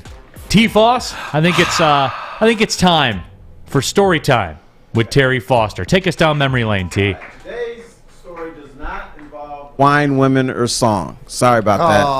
All right, that does it for today, everyone. We'll see you tomorrow on Big D Energy. Hey, I'm going to pull a joint right now then. I'm going to go. I see you next week. But it's still a good story. Right. Which part of the country? It is back in the day in the 80s with the bad boy Pistons. I was in the locker room. The Pistons had won a game. And so every time I asked Isaiah Thomas, he'd give me a crappy answer.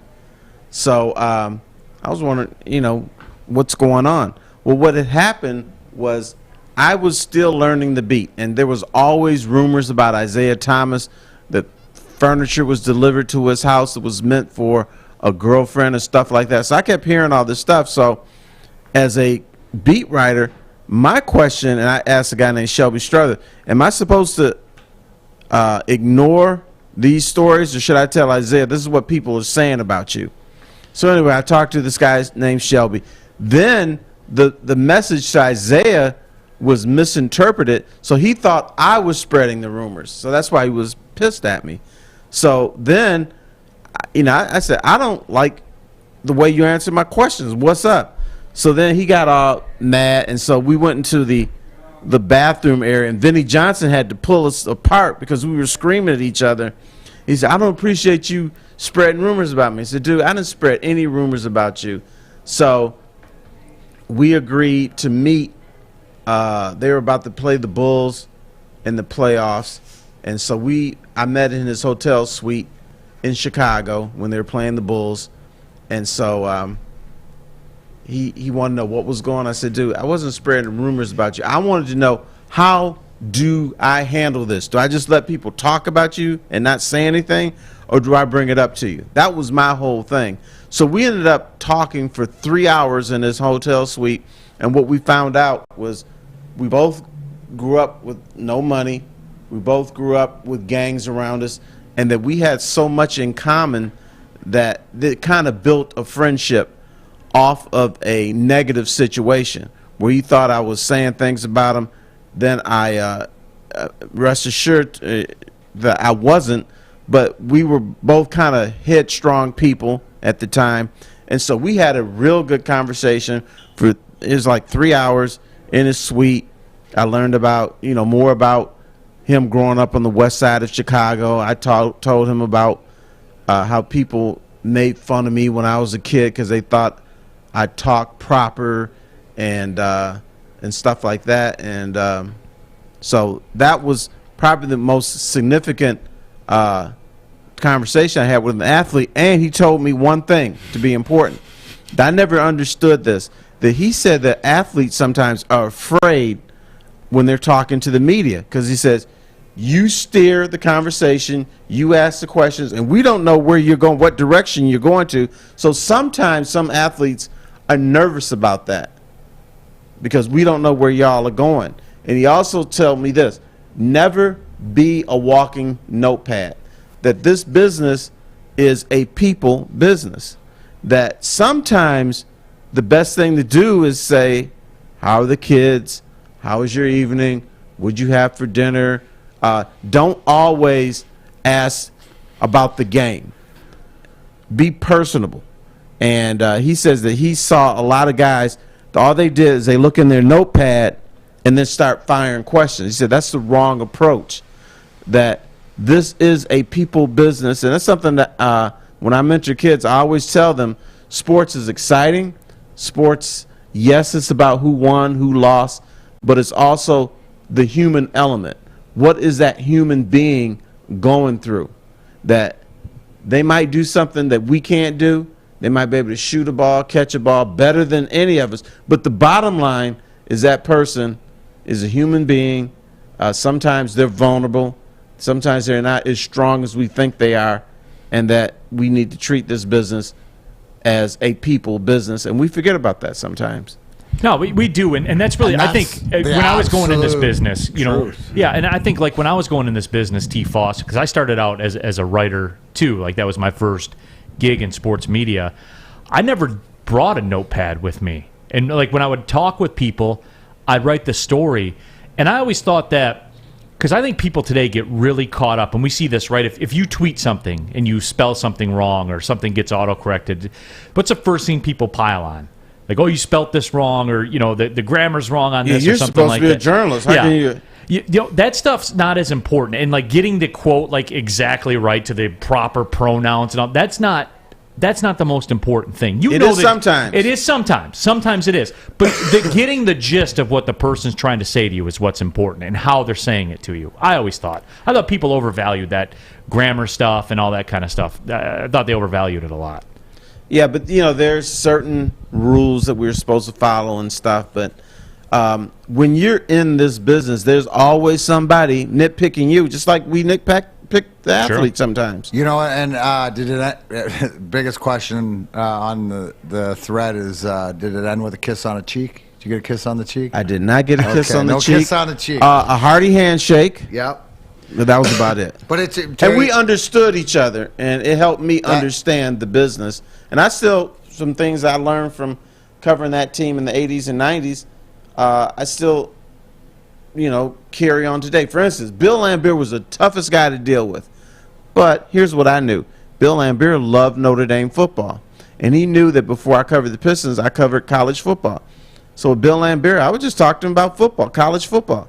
And that broke down so many barriers. No, but that's because you cared, Terry, and that's the whole thing. I mentioned it, and here's the two that you guys all know, but guys that have been around forever, and Maz and Art Ragnar, who's covered the Wings or whatever that. You know what I'm saying? And there's certain guys like you as an athlete too, right? And I would say to your point about how athletes, that's 80% of them.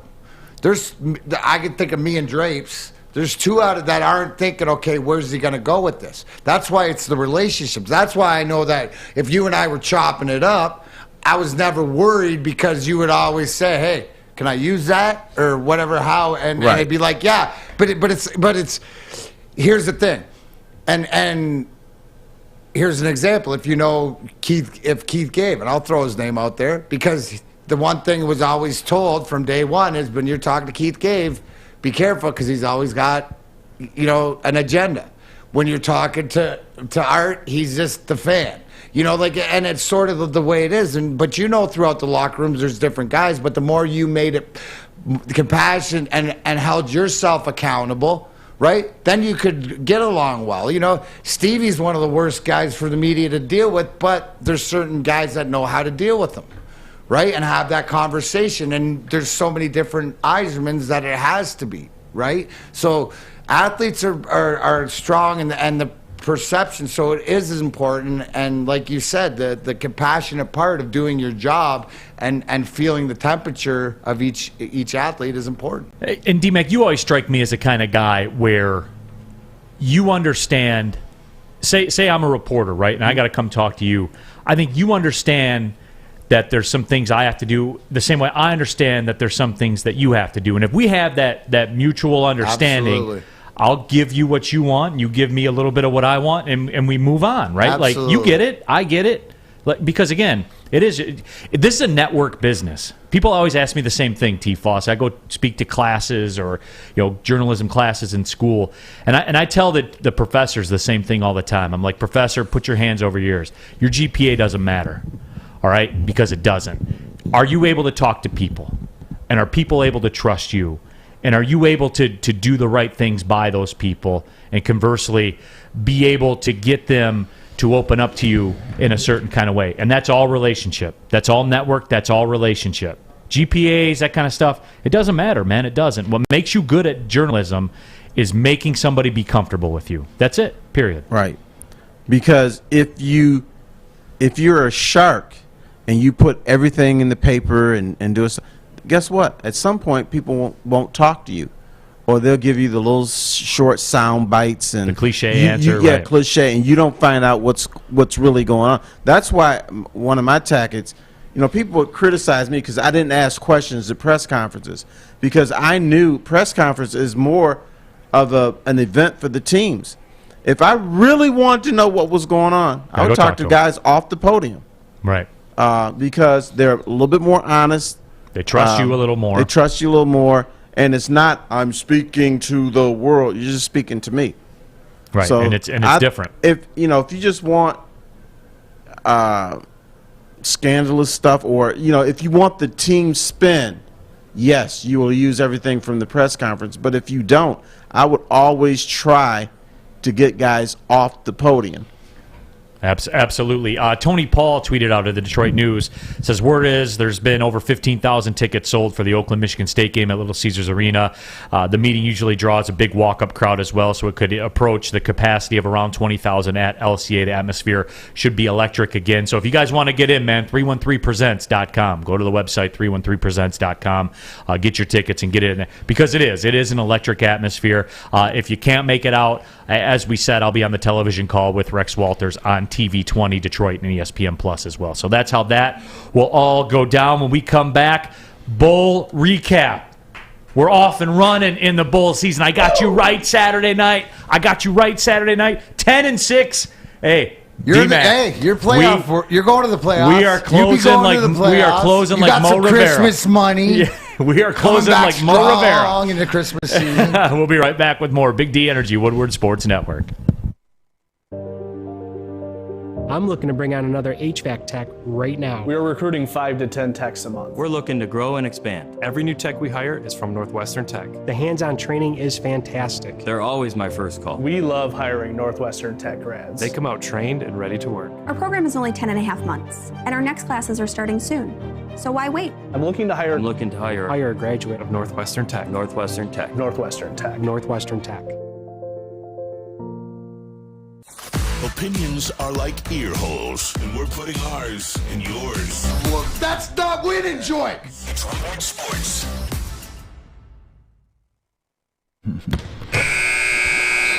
Big D Energy, Woodward Sports Network, coming down the stretch. Neil Rule, D-Mac, Darren McCarty, the icon, T-Foss, Terry Foster in the house as well. Breaking news out of Lions camp. Pride of Detroit on Twitter says the Lions have re-signed Craig Reynolds to the 53-man roster. Craig. All right, good for him. Craig, I need to borrow a VCR right quick. I need to dub a tape. You don't got to lie, Craig. You ain't got to lie, why Craig. Why you lying, Craig? Craig. So hey, he's not going to be watching as much Netflix. I guess. So good for him though. You love to see it. Hopefully he can continue to be productive, because bottom line, T-Foss, don't produce. Guess what happens? You're walking up and down Woodward looking for a job. Right, absolutely. So that is the case. College football bowl weekend got off and running. And look, I saw some of you guys on the social medias and on the YouTube chat threads and stuff like that, T-Foss. They had Big D Energy on Friday while the Bahamas Bowl was going on. And, Toledo lost. It was not a very good opening weekend for the MAC. They took it on the chin. I go to the dean of the MAC, T-Foss, for comment. I was disappointed because, I love the MAC, because I remember when I was a youngster, only one MAC team could get into a bowl. That was it. No matter, you could have Toledo at 11-1, Central at 10-2. Guess what? Central wasn't making that bowl at 10-2, and so I'm glad that there's more teams in there. But you got to win some game. And Eastern Michigan, poor things, got mollywopped by Liberty. And I know Liberty's a fine ball club. There's a pretty cool picture on the sideline, and wasn't that the Eastern Michigan? There it is. Look at that. The best thing we saw. We don't worry about the score. If you're listening on the radio, there's a 25 McCarty in the football game. So we've officially impeded football. I love it. That's the best part. Yeah, you notice he's on the sideline. Don't matter. Listen, he ain't in the game. Hey, you told me that it's baby steps. We're getting closer. Maybe next year Rudy can play. Maybe. Well, they could have used a grind line out there to stop Malik Willis, because, dude, Terry, and look, my boy Bailey Zappi was great, set all kinds of new college football records and those types of things, but Malik Willis, man, he's got an arm.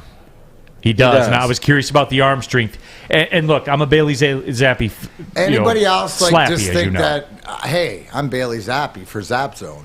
I mean, does anybody else that's what I think? But no, incredible. Set the record for most touchdown passes in a season, and sort of expecting them to go off.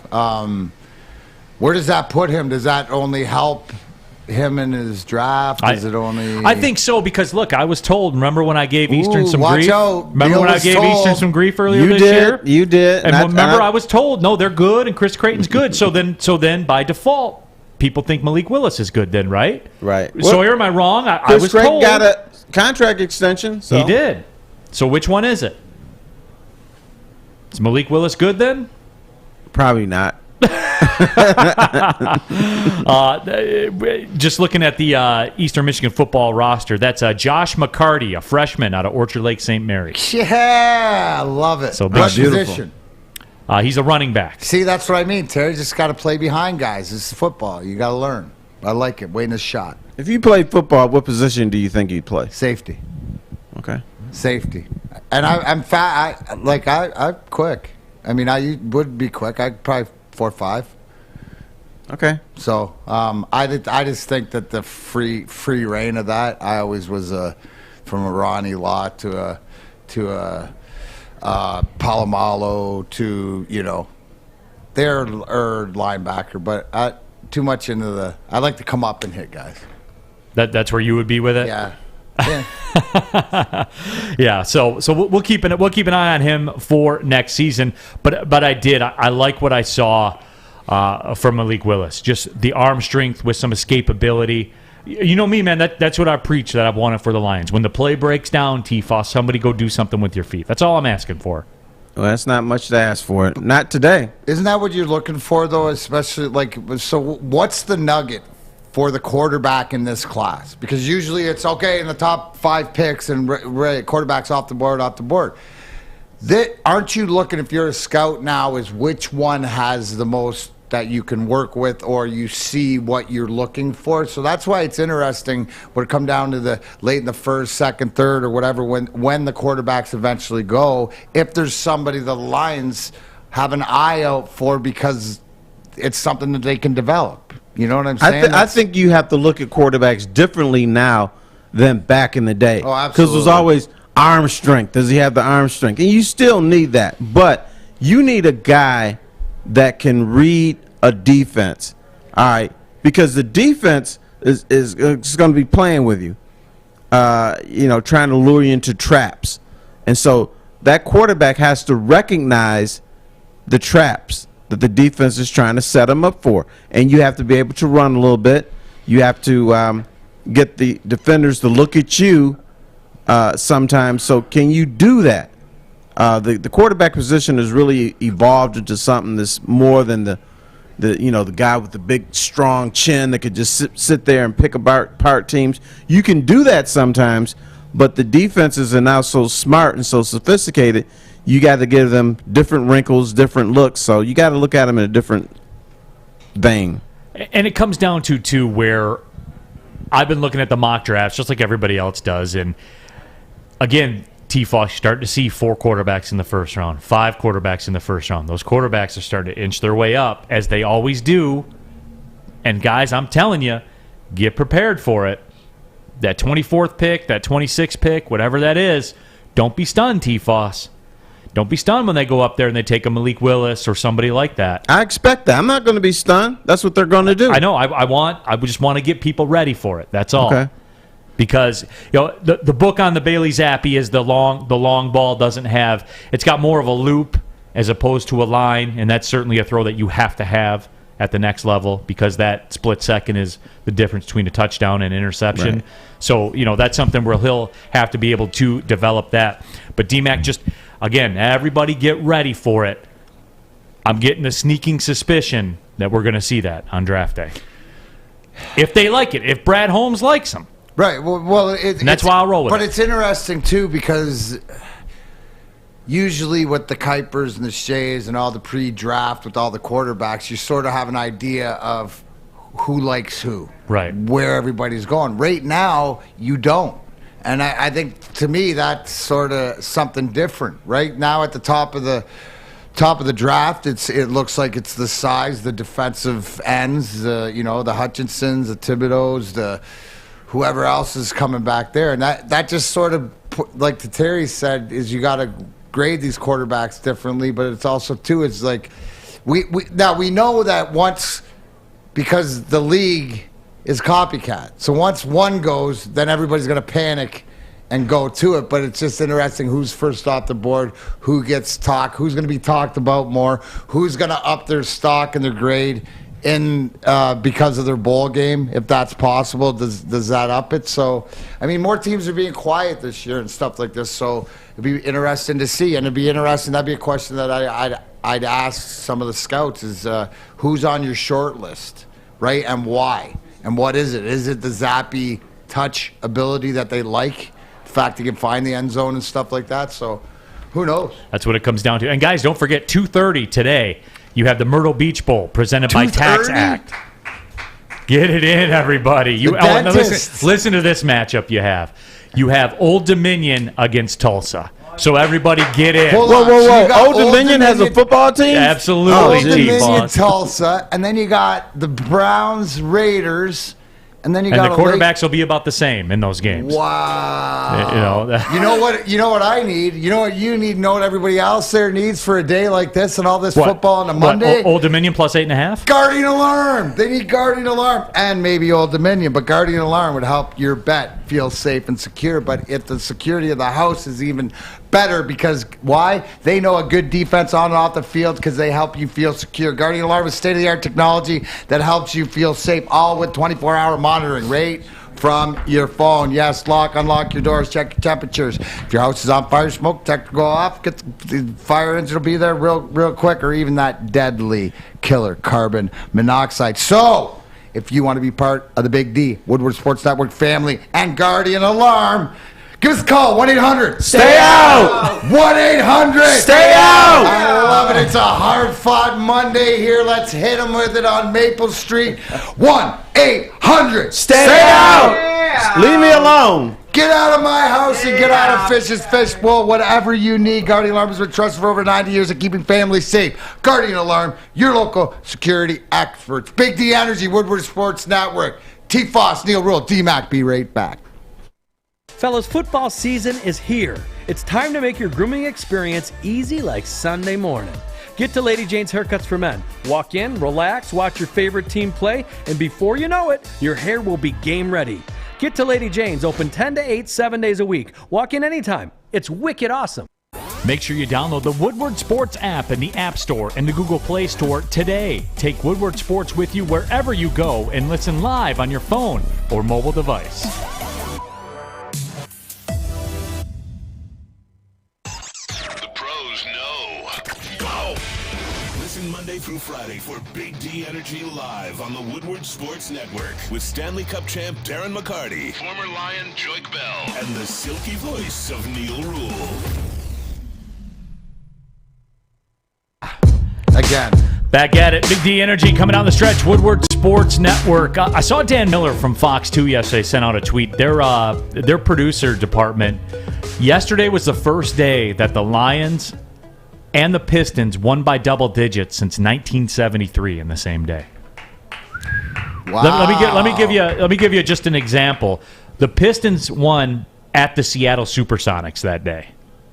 That's how long ago that was. Wow.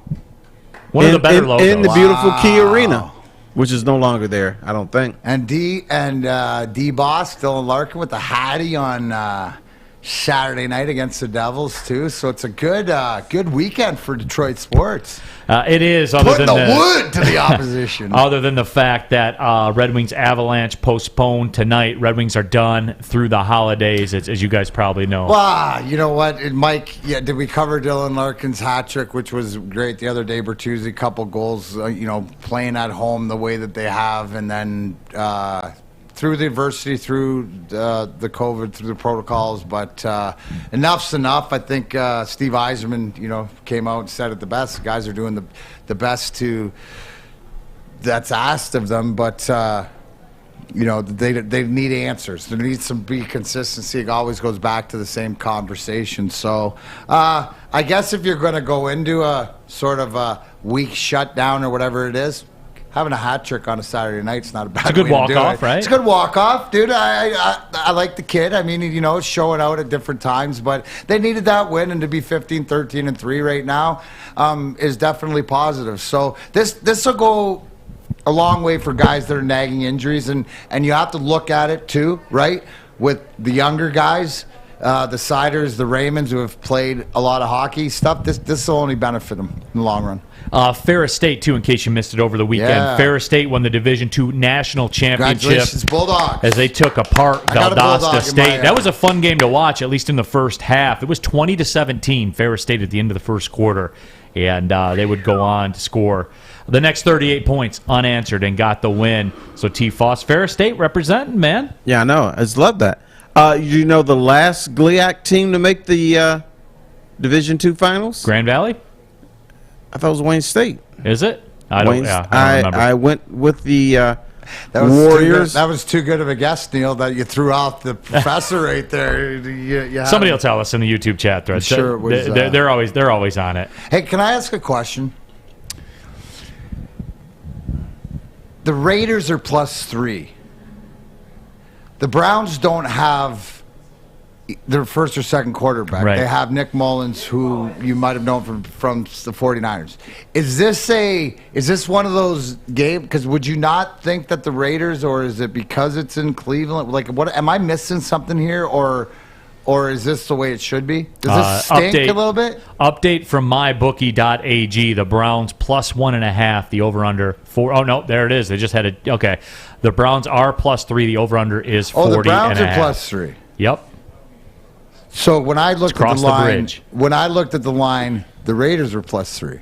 Yep. It has since changed, D-Mac. It moved 6 points since we started the show. That's a lot. Since we heard Nick Mullins was being quarterback, as you figured it would. And it's reflected in the total, Come on, too. Nick Mullins, mama. Bet on him. At 40 Bet on him. and a Get half. the money. Get the edge. I have to go to T-Foss, our resident expert. The Myrtle Beach Bowl, T-Foss, at Brooks Stadium in Conway, South Carolina. Tulsa, 8.5-point favorite. Totals 53.5. Come on, T-Foss. If you were jumping on my bookie, which way you going for the people? Since I didn't know Old Dominion played football, I got to go Tulsa. Since I've actually seen Tulsa play, and they look like they're a decent team, Tulsa all the way, man. Yeah? Oh, dude, Old Dominion, man. That's like Old English. I used to drink 40s of back in the day, so, I mean, it's a close enough thing. So we're going Old Dominion. I do. Yeah, who's Old Dominion's most famous athlete? I used to know the answer to this because we played them in Las Vegas a couple years ago, and I always like to mention that kind of stuff during the broadcast. What sport, Terry? It was women's basketball. Oh, Beth Lieberman Klein. Close, Nancy Lieberman. Nancy Lieberman Klein. Yes. Dude, if I just went Lieberman Klein, gosh darn it! I was a damn. This dude is bad. That's who I meant, though. I got her sister. Oh, wait a minute. No, that's not who the most famous is. Who? D-Mac. Magnum TA went to Old Dominion. No way. NWA wrestling fan. Yeah. That's not an athlete, though. Wait a sec, Terry. It's not an athlete. Yes, that is an athlete. That's a performer who's athletic. That's the world's greatest stuntman. He didn't graduate, just for the record. Magnum TA didn't graduate. He attended. Boo. Like David Hasselhoff with Gosh, Oakland. damn. If I could get names right. Yeah. Halfway there. Almost. Lieberman Klein. That was a good pull, though, Terry. Kent Bazemore, former NBA player. What Kent about Bazemore. Verlander? Was he Old Dominion? No, that was his brother. Yeah, that was his brother. Yeah. Oh. Verlander went to Rice, right? That's what I want to say. I don't remember. Hey, they're exactly. giving me close enough. They said that's like DMAC math. You got to give the thing. I'm giving it to you. Oh no, Verlander did go to Old Dominion. That is right. He did. Oh, he did. Yep. All right. Yeah, you're right. Then he's the most famous. Nancy Lieberman Klein. Huh? Mm-hmm. A lot of Detroit connection there though to Old Dominion. Yes. And now DMAC giving you Old Dominion plus 8.5. Got to be now. And I endorse it. I nailed Nancy Lieberman Klein. Keep in mind, folks, she was known by her nickname was Beth. Okay. You know what a mollywop is? That's what's going to happen to Old Dominion. They're going to get mollywop, brother. I shade towards Old Dominion with the 8.5, but however, it is not a get-right pick. So get right, though, as I hit with Louisiana Lafayette. We're 10-6. We're closing now, strong. Now, can I ask you, as we were closing up the show here, will you have another get-right pick? Now, do we have to wait till the weekend, or are you eyeballing some of these bowl games? Because I feel that you should be able to... I got a little something special for you guys for Christmas Eve. If you're going to be stuck... Christmas Eve. That would be on Friday. So Friday, Neil's going to stick to the Bowl. Get her bowl. It's where I live. That's everybody that's get a the present? festive bowl. That's the one. bows and presents and everything. Oh, absolutely.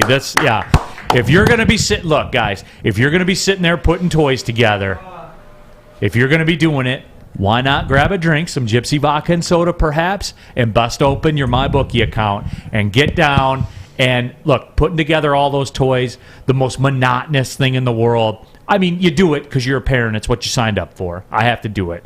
But you may as well have a little jack on that Hawaii Bowl if you're going to be sitting there putting together those toys. Appreciate everybody tapping in to Big D Energy, D-Mac, T-Foss Legends, as always. Sawyer, Sam, Fish in the Bowl. Everybody grateful that you tapped in.